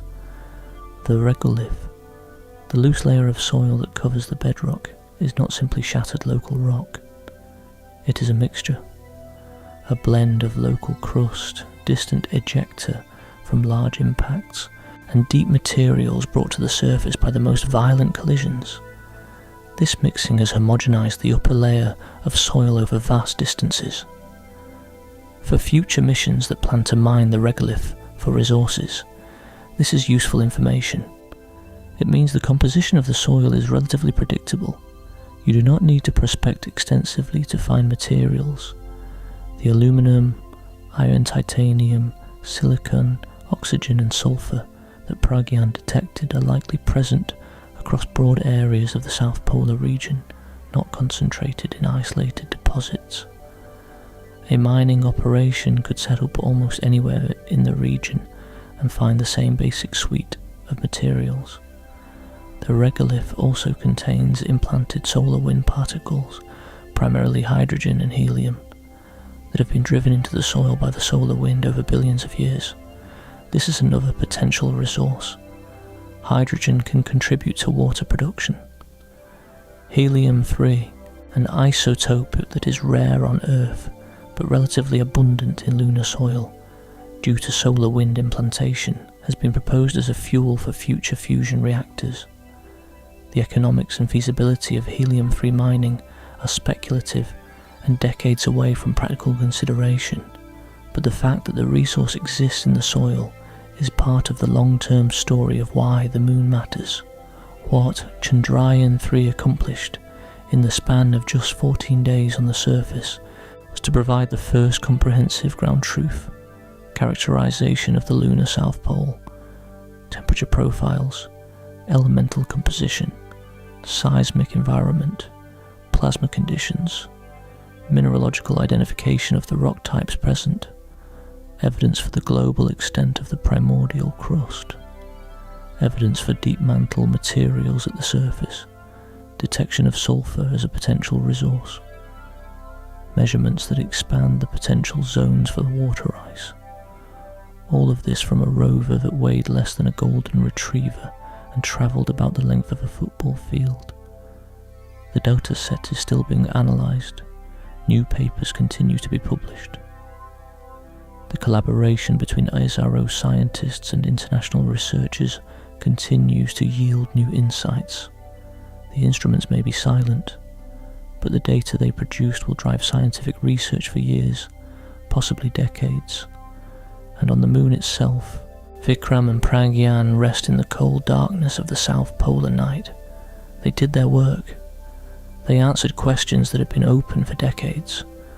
They raise new questions that will motivate the next generation of missions, and they proved that a space program born in a fishing village, launched from a church and funded at a fraction of what the superpowers spend, can do science that changes how we understand the universe.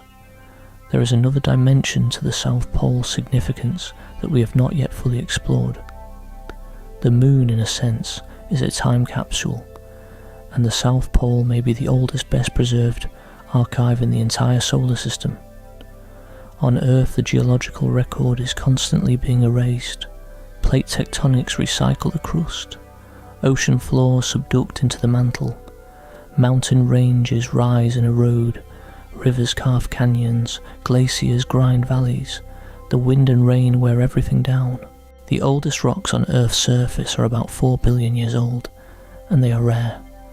Most of the geological record from Earth's first 500 million years, the period scientists call the Hadean, is simply gone, destroyed by the planet's own activity. The Moon has none of these processes. There are no tectonic plates. There is no water erosion. There is no atmosphere to carry wind or rain. The Moon's geological clock essentially stopped billions of years ago, when its interior cooled enough to end volcanic activity. Since then, the only forces shaping the surface have been impacts, from microscopic dust particles to occasional large asteroids, and the slow accumulation of solar wind particles.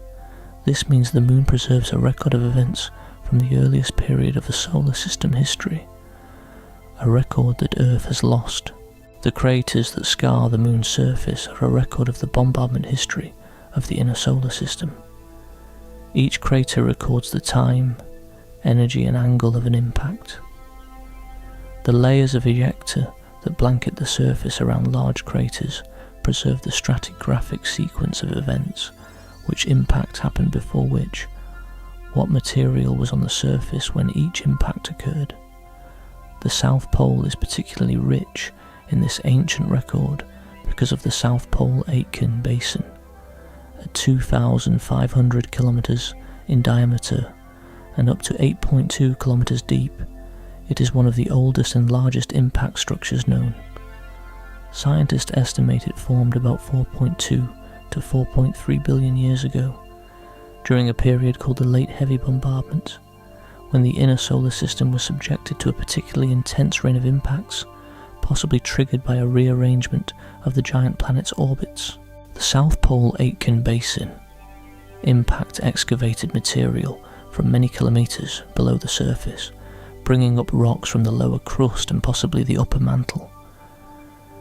These deep rocks, now scattered across the South Polar region, are samples of the Moon's interior that are accessible on the surface. Chandrayaan-3 detected some of these materials, the magnesium-rich olivine that should be deep in the mantle, but was found mixed into the South Polar regolith.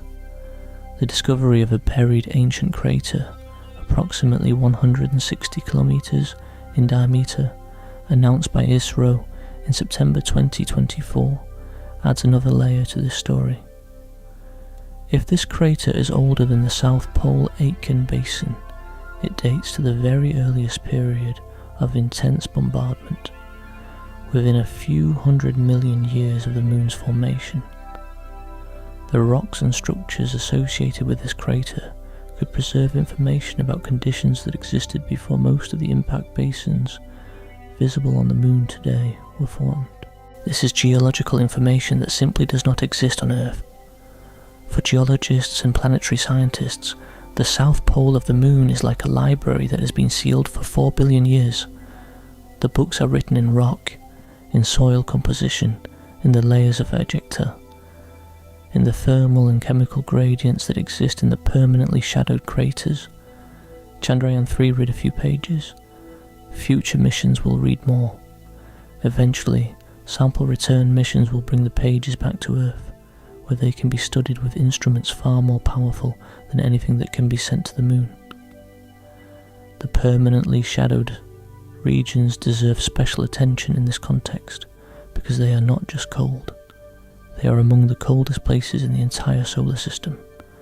The geometry is simple but remarkable. Because the Moon's rotational axis is nearly perpendicular to the ecliptic plane, the Sun never rises more than a degree or two above the horizon at the poles. The interior of deep craters near the poles never receives direct sunlight. These floors exist in permanent shadow, never illuminated, never warmed by the sun. Temperatures in these permanently shadowed regions have been measured by remote sensing instruments at around 25 to 40 Kelvin, which is negative 248 to negative 233 degrees Celsius, or negative 415 to negative 388 degrees Fahrenheit. At these temperatures, water ice is thermodynamically stable, but so are many other volatile compounds. Carbon dioxide freezes at 194 Kelvin. Ammonia freezes at 195 Kelvin. Methane freezes at 91 Kelvin. Sulfur dioxide freezes at 200 Kelvin.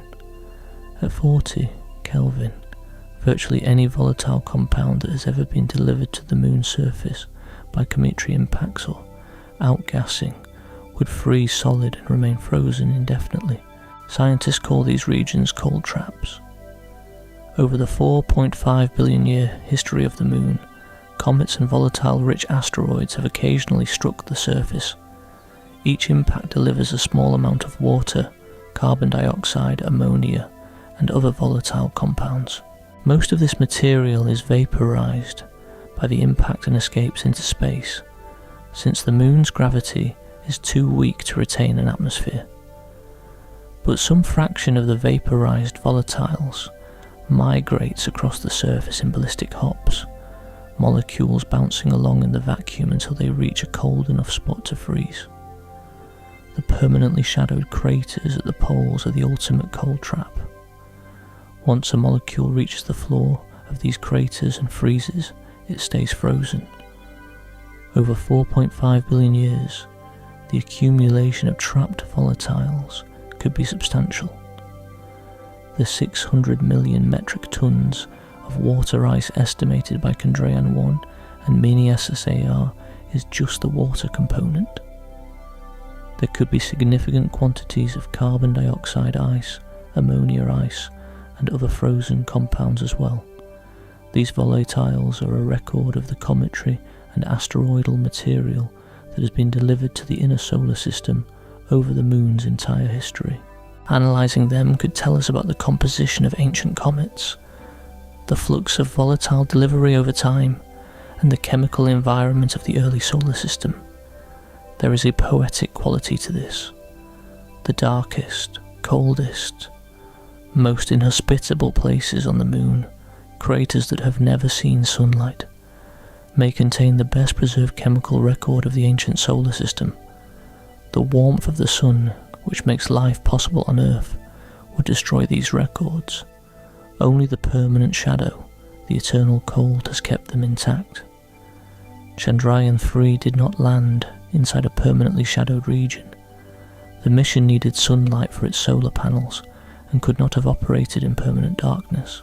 But the thermal data it collected, showing that the regolith is a powerful insulator and that subsurface temperatures can support ice stability even outside the deepest shadows, suggests that the boundary between permanently shadowed and partially illuminated terrain is not as sharp as previously thought. There may be a gradient zone where ice exists beneath a thin layer of sun-warmed soil, close enough to the surface to be accessible by shallow drilling or excavation. This is the kind of finding that directly informs the planning for missions, like LUPEX, the joint ISRO-JAXA rover mission that will explore the South Polar region in the late 2020s. LUPEX is specifically designed to investigate water ice and other volatiles. It will carry a drill capable of reaching below the surface and instruments that can analyse the composition of subsurface material.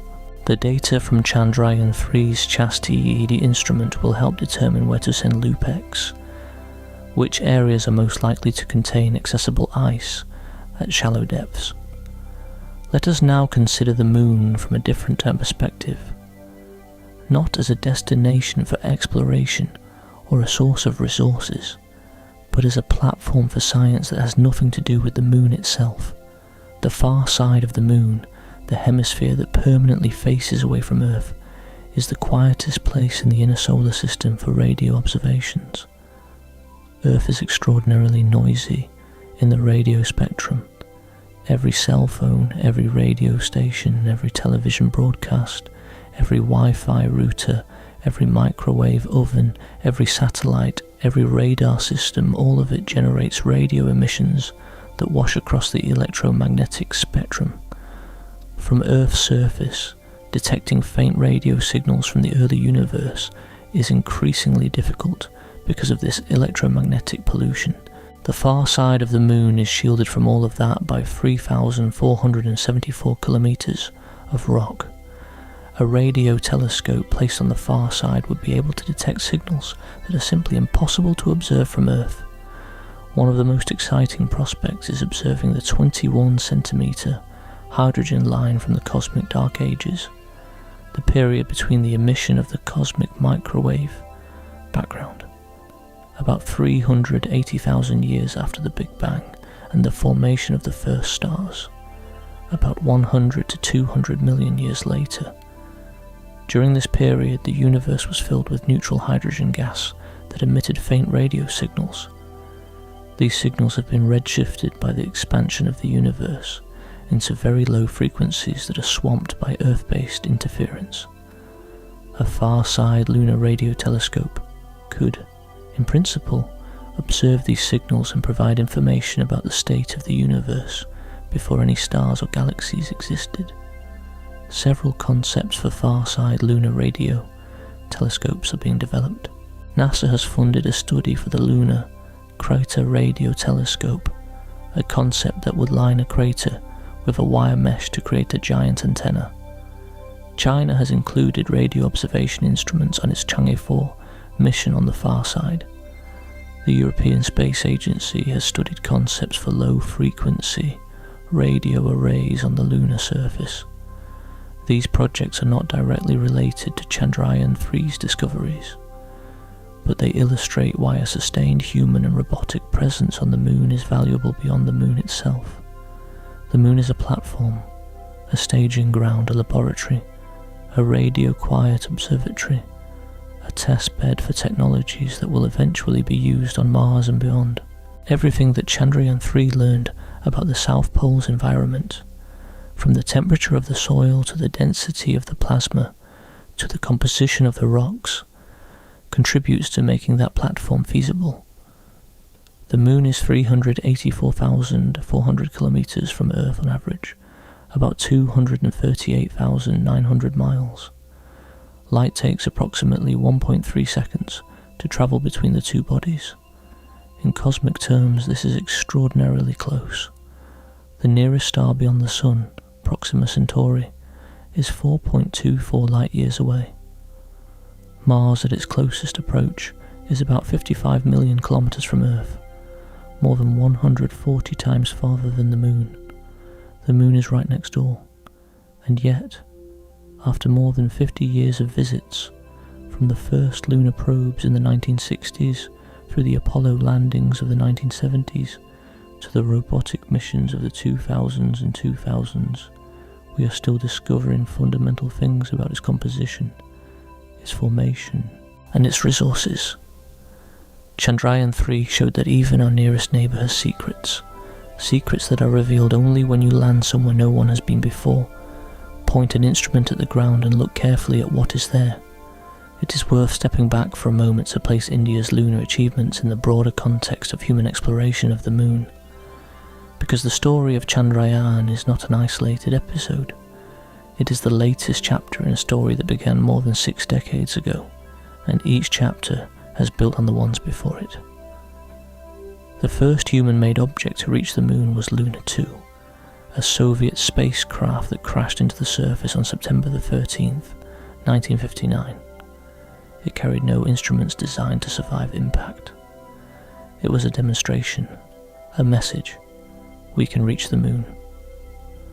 A month later, Luna 3 flew behind the moon and returned the first photographs of the far side, the hemisphere that is permanently turned away from Earth. Those grainy, smudged images revealed that the far side looks dramatically different from the near side, with far fewer of the dark volcanic plains called Maria. This asymmetry remains one of the major puzzles in lunar science. Through the 1960s, both the Soviet Union and the United States sent a series of increasingly sophisticated probes to the moon. The Ranger missions crashed into the surface, sending back television images during their final minutes. The Surveyor missions soft-landed and sent back photographs and soil analyses. The Lunar Orbiter missions mapped the surface in detail to prepare for human landings. Then came Apollo. Between July 1969 and December 1972, 12 human beings walked on the moon during 6 Apollo landing missions. They spent a total of about 80 hours exploring the surface. They set up scientific instruments. They collected 842 pounds, about 382 kilograms, of lunar rocks and soil samples. They drove a car on the moon. They hit golf balls. They left behind equipment, flags, footprints and laser retroreflector arrays that are still in use today. The Apollo samples transformed our understanding of the moon. Analysis of those rocks revealed that the moon's composition is similar to Earth's mantle, supporting the giant impact hypothesis. The Pharos and Orthosite samples from Apollo 16 led to the lunar magma ocean hypothesis. The basalt samples from the Maria provided evidence of ancient volcanic activity. The dating of impact melts helped establish the timeline of bombardment in the inner solar system. But Apollo had limitations.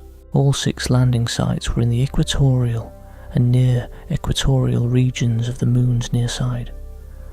The farthest north any Apollo mission landed was about 26 degrees latitude at the Descartes Highlands on Apollo 16. The farthest south was about 20 degrees at the Fra Mauro Formation on Apollo 14. The poles were never visited. The far side was never visited. The diversity of the moon's geology was sampled from a remarkably narrow band. After Apollo 17 returned in December 1972, human exploration of the moon stopped. The last Apollo seismometer was turned off in 1977. For more than 2 decades, no spacecraft of any kind visited the moon. The space race was over. National priorities shifted. Budgets were cut. The moon was considered. Been there, done that. The robotic renaissance began in the 1990s. In 1994, the Clementine spacecraft, a joint mission between the US Department of Defense and NASA, entered lunar orbit and used radar to detect what might be water ice at the South Pole. The results were ambiguous but provocative. In 1998, NASA's Lunar Prospector Orbiter detected enhanced hydrogen concentrations at both poles, consistent with the presence of water ice. These findings reignited interest in the moon as a destination for exploration and potentially for resource extraction. Then came the international era. Japan launched Selene in 2007.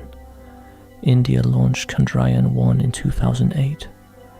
China launched Chang'e 1 in 2007. Chang'e 2 in 2010. Chang'e 3 in 2013. Chang'e 4 in 2018. Chang'e 5 in 2020. And Chang'e 6 in 2024. Israel's Bereshit attempted to land in 2019 but crashed. The private company Intuitive Machines successfully landed its Odysseus lander near the South Pole in February 2024, making it the first commercial spacecraft to soft land on the moon, though it tipped on its side. Japan's SLIM mission successfully landed in January 2024, demonstrating precision landing technology. The moon went from being done to being the most contested piece of real estate in space. Each of these missions built on the knowledge gained by previous ones. Each answered some questions and raised new ones, and Chandrayaan-3 fits squarely in this progression. It could not have succeeded without the knowledge gained from Chandrayaan, one's orbital mapping and water discovery. It could not have succeeded without the lessons learned from Chandrayaan-2's crash. It drew on techniques and technologies developed over decades by the global space community, and its findings are now informing the missions that will follow. This is how science works, not in isolation, but as a collaborative, iterative, cumulative enterprise. India's contribution is not diminished by the fact that it builds on previous work. Every mission does. Apollo built on Surveyor, Chang'e built on Luna, Chandrayaan-3 built on Chandrayaan-1 and 2, on Apollo, on Lunar Prospector, on Selene, on every piece of knowledge that came before. And the missions that follow will build on Chandrayaan-3. The Apollo astronauts who walked on the moon were, without exception, test pilots and engineers. They were selected for their ability to handle high-pressure situations, fly experimental aircraft and operate complex equipment. Science was part of their mission, but it was secondary to the primary goal of demonstrating that the United States could land humans on the moon and return them safely. The geology training they received was condensed and focused. Given more time and more missions, they would have explored more systematically and collected more diverse samples. Today the approach is different. Robotic missions like Chandrayaan-3 can go places that are too dangerous or too remote for human explorers, at least for now. They can operate for extended periods in environments that would be lethal to humans. They can be designed specifically for science, without the constraints of life support, food, water, oxygen, radiation shielding and the psychological needs of human occupants. The trade-off is capability. A human geologist on the moon's surface could do in an hour what a rover does in a week. Humans are adaptable, creative, able to recognize the unexpected and change their plans on the fly. A rover follows its programming. It stops where it is told to stop. It measures what it is designed to measure. When Pragyan found Ferroin and Orthosite at its 23 measurement sites, it confirmed the magma ocean hypothesis. A human geologist might have also noticed unusual textures in the rock, identified a rare mineral grain, picked up a sample that looked different, and tucked it into a bag for later analysis. The next generation of lunar exploration will ideally combine the strengths of both. Robots going first, mapping and characterizing, humans following, with the judgment and intuition that only a trained mind can provide. This is the vision behind NASA's Artemis program. Artemis 1, an uncrewed test flight, successfully orbited the moon in late 2022. Artemis 2, planned to carry a crew around the moon without landing, is in development. Artemis 3, the first crewed landing, targets the South Polar region. When those astronauts set foot near the South Pole, they will step onto terrain that Chandrayaan-3 has already characterized. They will know the soil composition, the temperature profile, the seismic environment, the plasma conditions. They will know what resources are available and where to look for water ice. The data from India's mission will literally be in their mission planning documents. There is something beautiful about this continuity. A space program that began with a rocket launched from a fishing village in Kerala, transported on bicycles and assembled in a church, has produced data that will guide American astronauts walking on the moon. The thread that connects Vikram Sarabhai's vision in 1962 to the Artemis astronauts' South Polar walkabout runs through Chandrayaan-1, through Chandrayaan-2's crash, through Chandrayaan-3's 14 days of careful science. It is a thread woven from the work of thousands of Indian scientists and engineers, funded by a fraction of what other programs spend, driven by the conviction that advanced technology should serve humanity. Sarabhai said it in 1962. India would not have the fantasy of competing in a space race, but India would be second to none in applying advanced technology to real problems.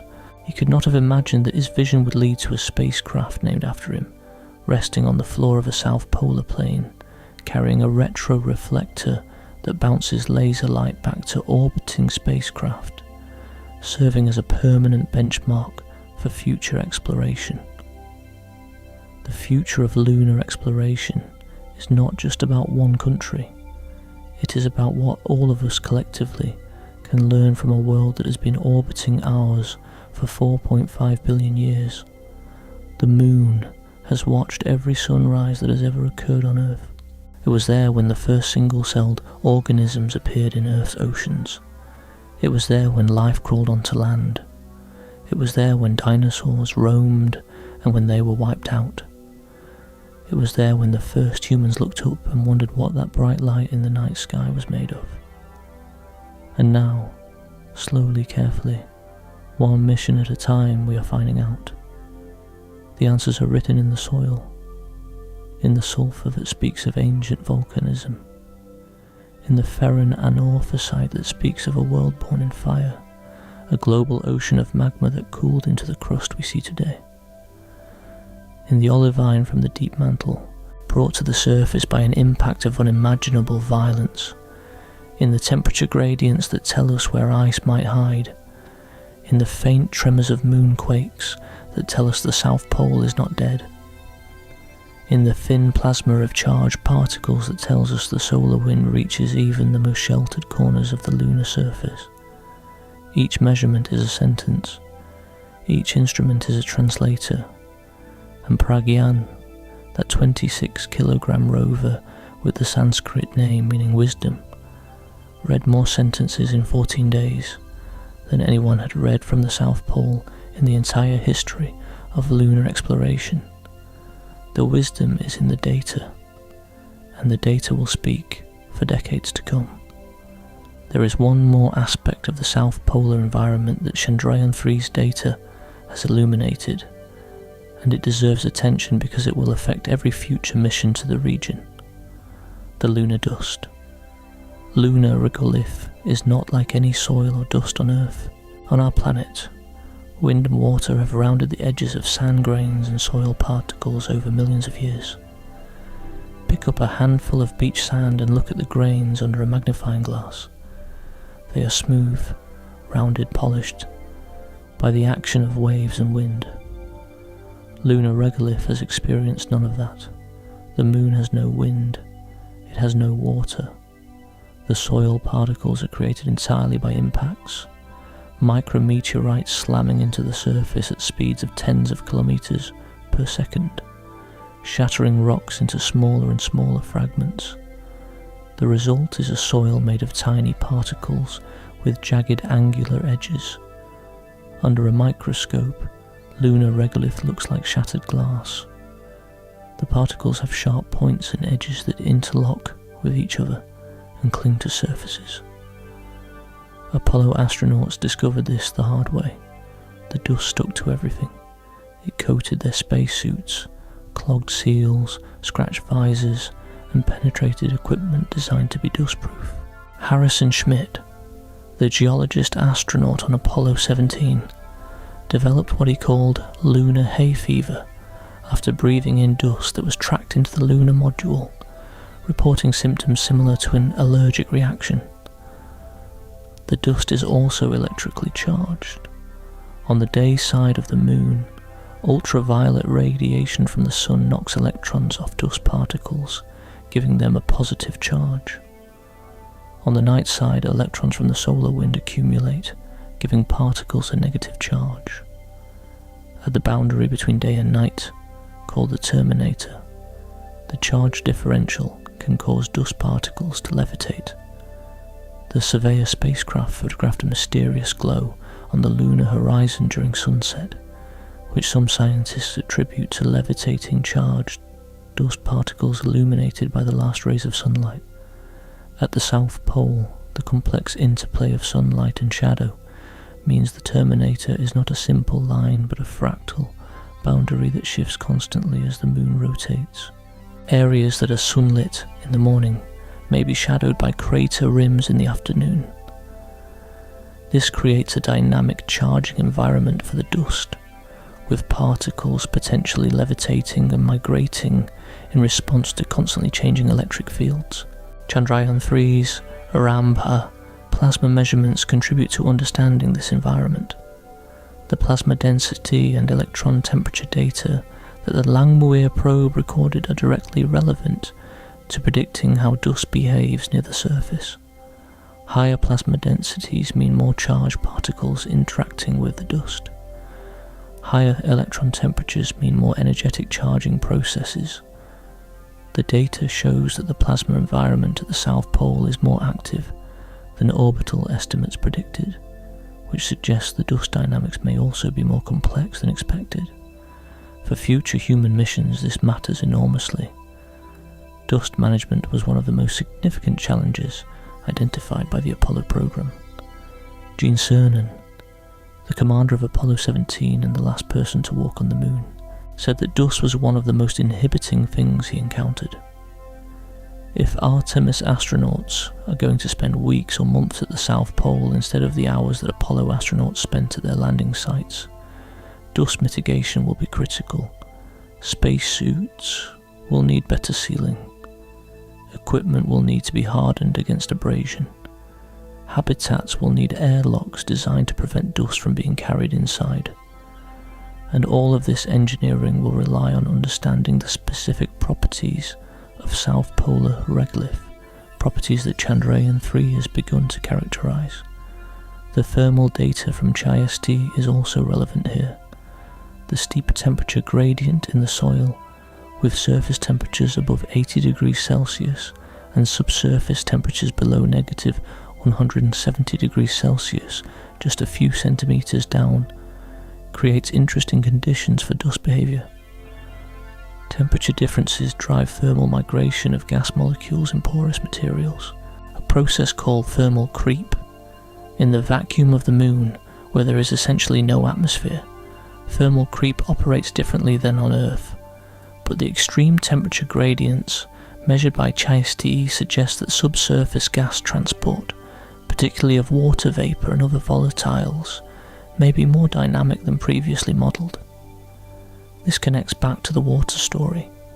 If water molecules are migrating through the regolith in response to temperature gradients, driven from warmer to cooler regions by thermal creep, this could be a mechanism for concentrating water ice at shallow depths in partially shadowed areas. The CHI-ST data, showing that the subsurface remains extremely cold even when the surface is warm, supports this idea. Water molecules that are released from minerals by solar heating at the surface could migrate downward through the porous regolith and freeze just a few centimeters below, in the cold zone that Shasti measured. This is speculative, but physically plausible, and it is the kind of hypothesis that Chandrayaan-3's data has made possible. Before the mission, there were no measurements of the thermal gradient in South Polar soil. Now there are, and those measurements are enabling new models of volatile transport and concentration that could not have been developed otherwise. Let us pause here and consider something that is easy to overlook in a story about science and technology: the human dimension of Chandrayaan-3. Not the astronauts, because there were none, but the people on the ground, the scientists and engineers who built the spacecraft, planned the mission and operated it from ISRO's mission control in Bangalore. ISRO employs roughly 17,000 people.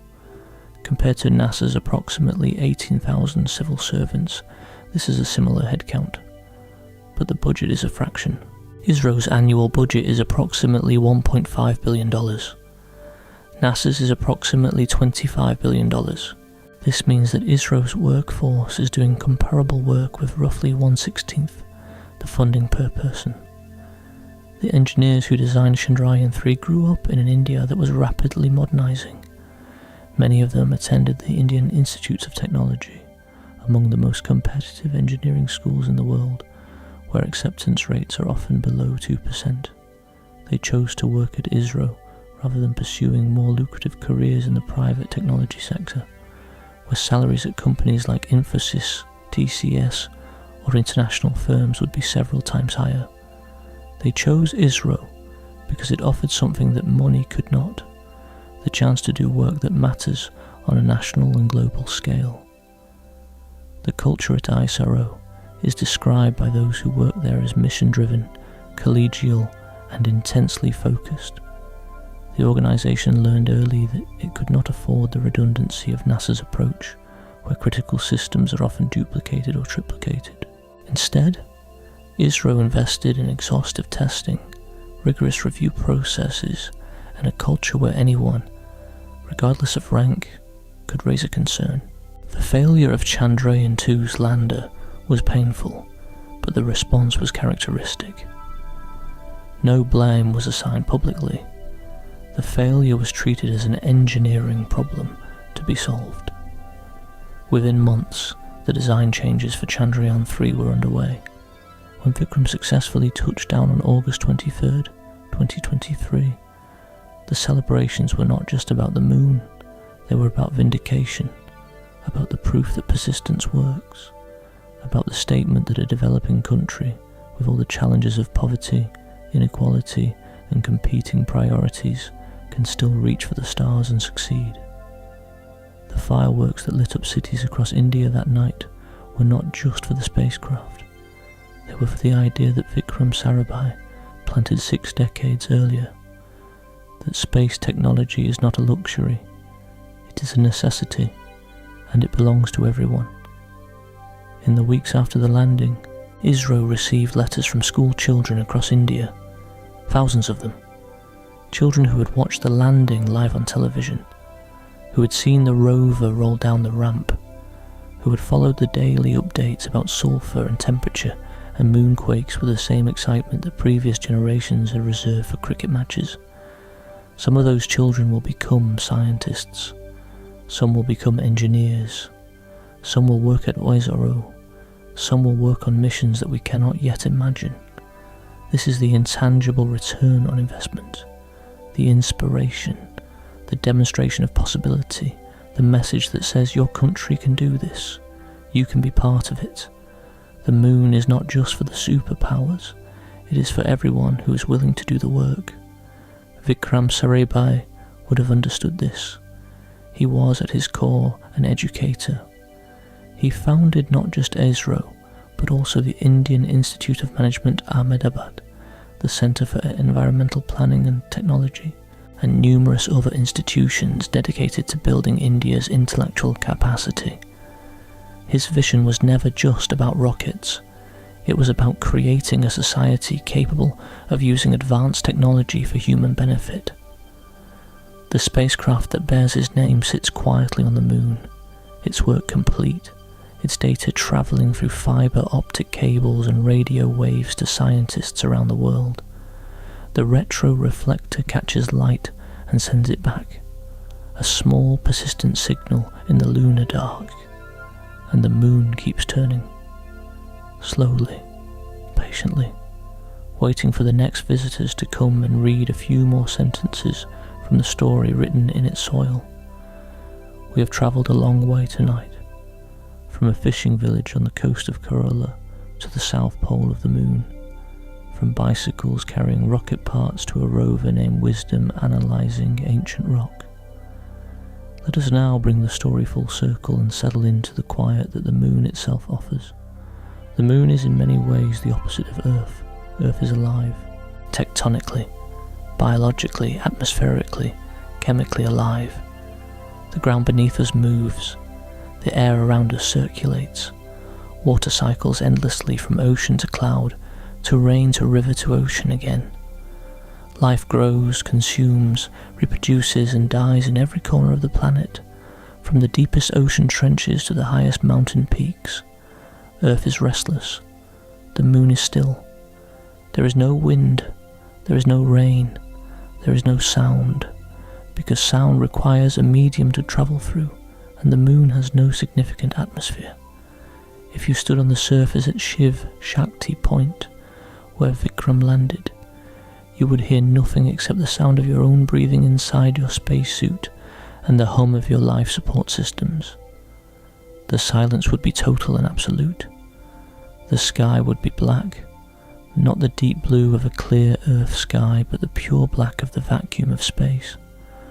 Stars would not twinkle, because twinkling is caused by atmospheric turbulence, and there is no atmosphere to disturb the light.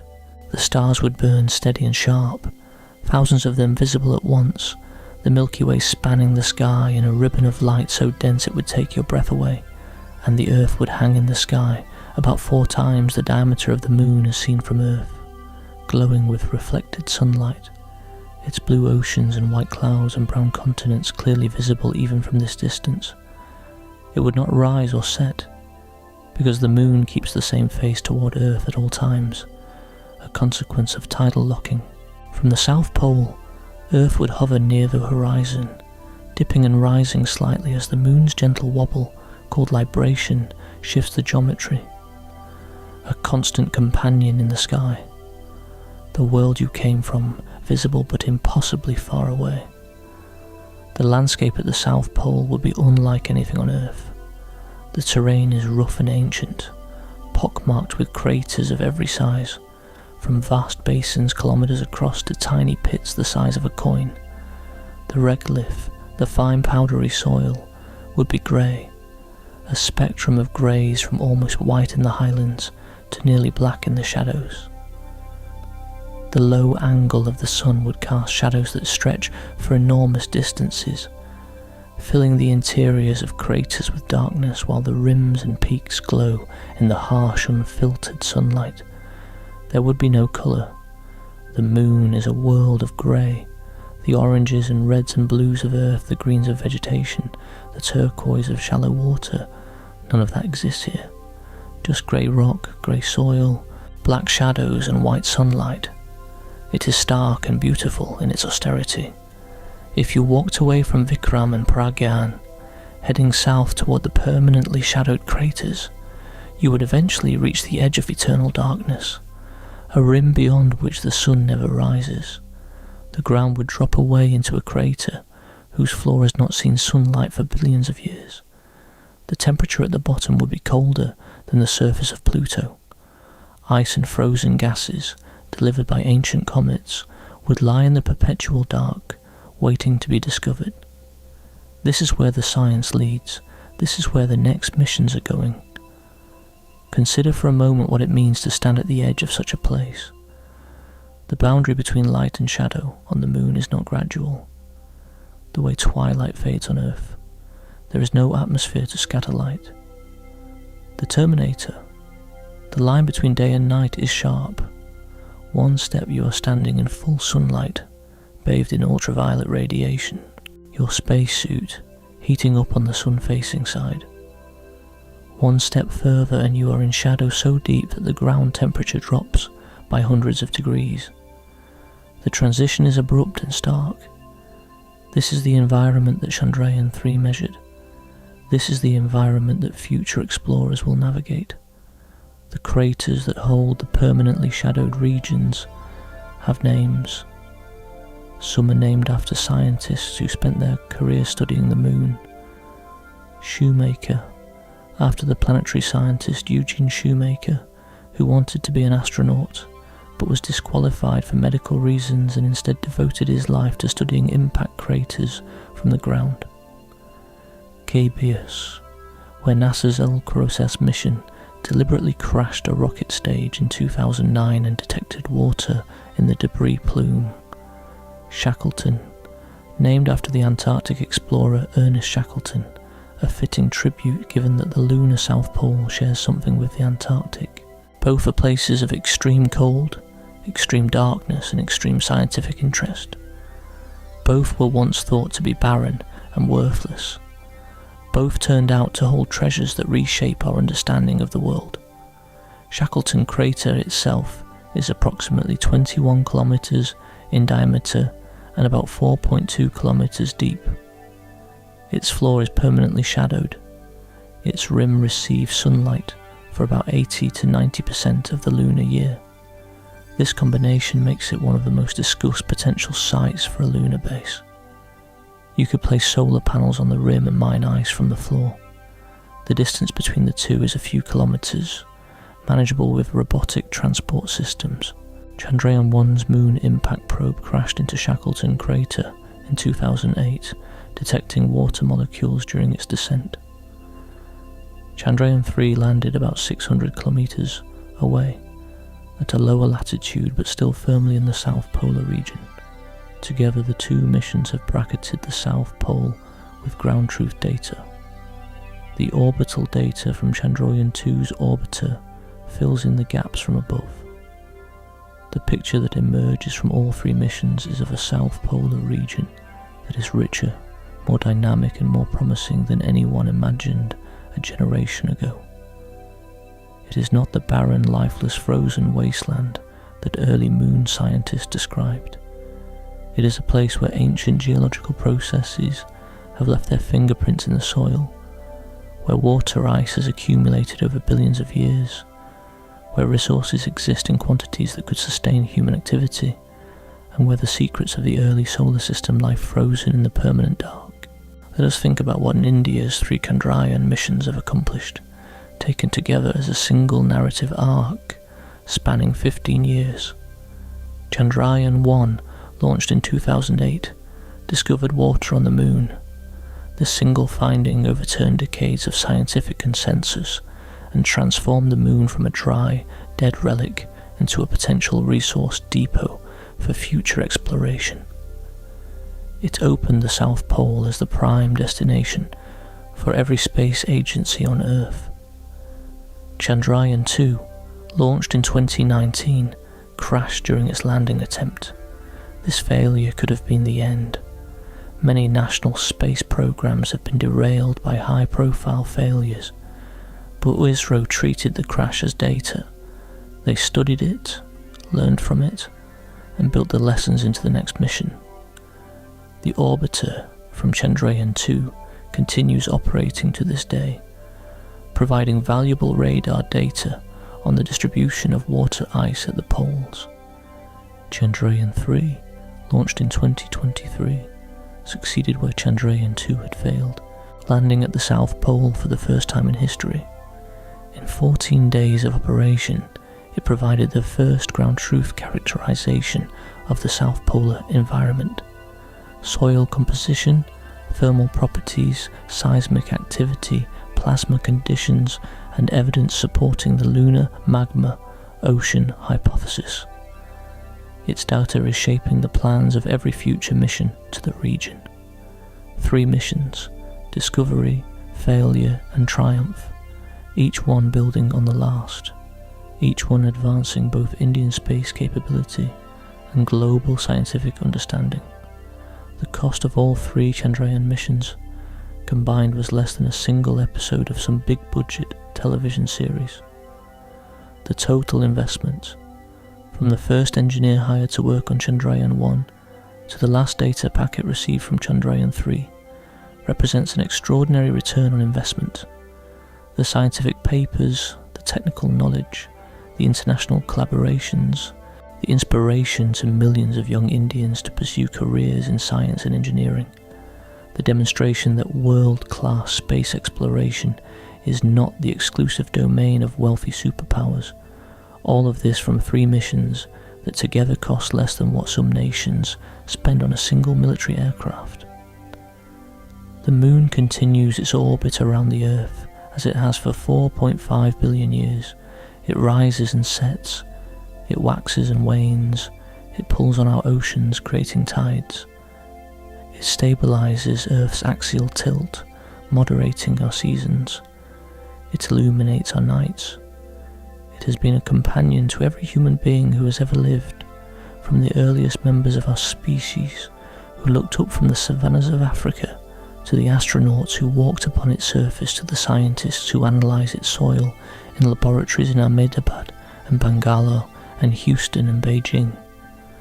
We know more about the moon now than we did 2 years ago. We know that its south pole contains sulfur and a suite of valuable elements. We know that the soil there is the same for Rowan and orthosite that was predicted by the magma ocean hypothesis, confirming that the moon's primordial crust is global. We know that materials from deep within the moon's mantle have been excavated to the surface by ancient giant impacts.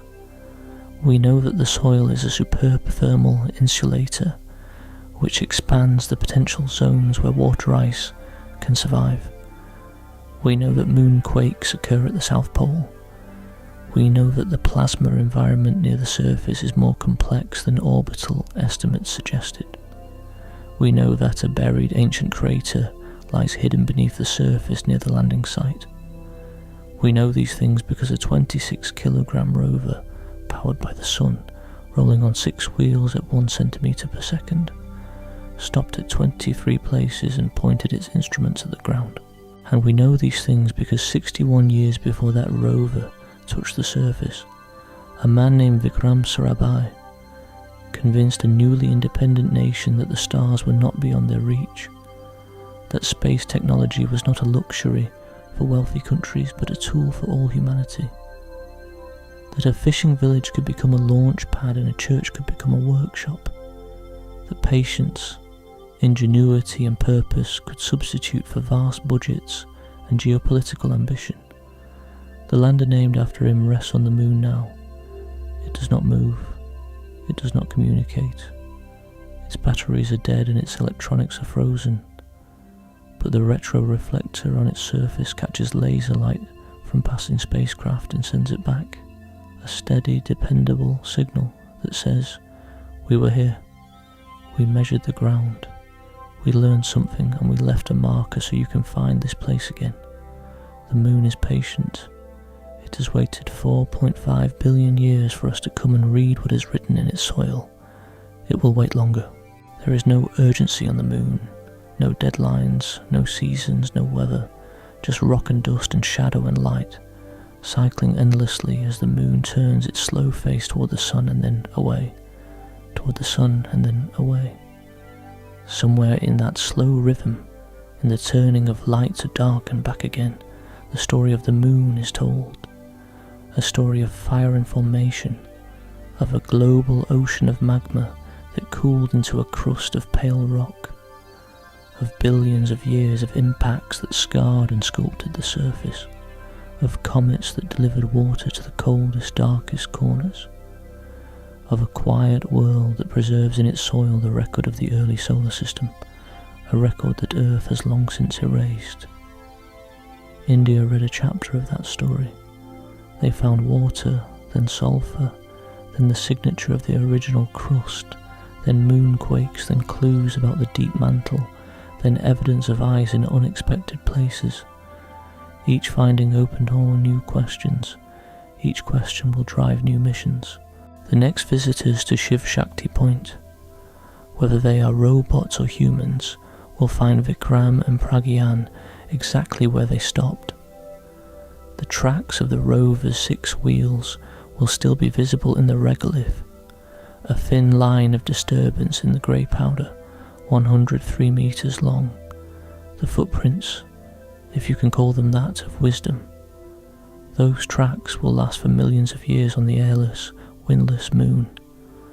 Long after the machines that made them have crumbled to fragments, the impression of their passage will remain, the way the footprints of the Apollo astronauts remain, undisturbed and crisp, as though they were made yesterday. We have reached the end of our exploration for tonight. The moon is out there, right now, whether you can see it from where you are or not. It is orbiting the Earth at about 3,683 kilometers per hour, tidally locked, showing us the same face it has shown for billions of years. Its far side faces the stars, quiet and dark, radio silent, waiting for the telescopes that will someday listen to the whispers of the early universe from its craters.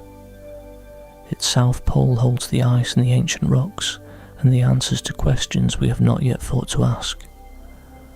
And at 69 degrees south, 32 degrees east, a small rover named Wisdom sleeps in the cold, its instruments dark, its solar panels covered in fine grey dust, its data safe in servers on Earth, being read and analysed and debated and built upon by scientists around the world. The moon does not rush. It has all the time in the universe. And so, tonight do you, Rest well. The moon will still be there in the morning. It will be there tomorrow night and the night after that. It will be there when the next rover lands at the South Pole, and when the first human boot print is pressed into the regolith near the rim of Shackleton Crater. It will be there when the first drop of water is extracted from lunar ice, and when the first breath of lunar oxygen fills a habitat module. It will be there for as long as there are eyes to look up and minds to wonder about what lies beyond. It will be there, patient and ancient and full of stories waiting to be read. Good night.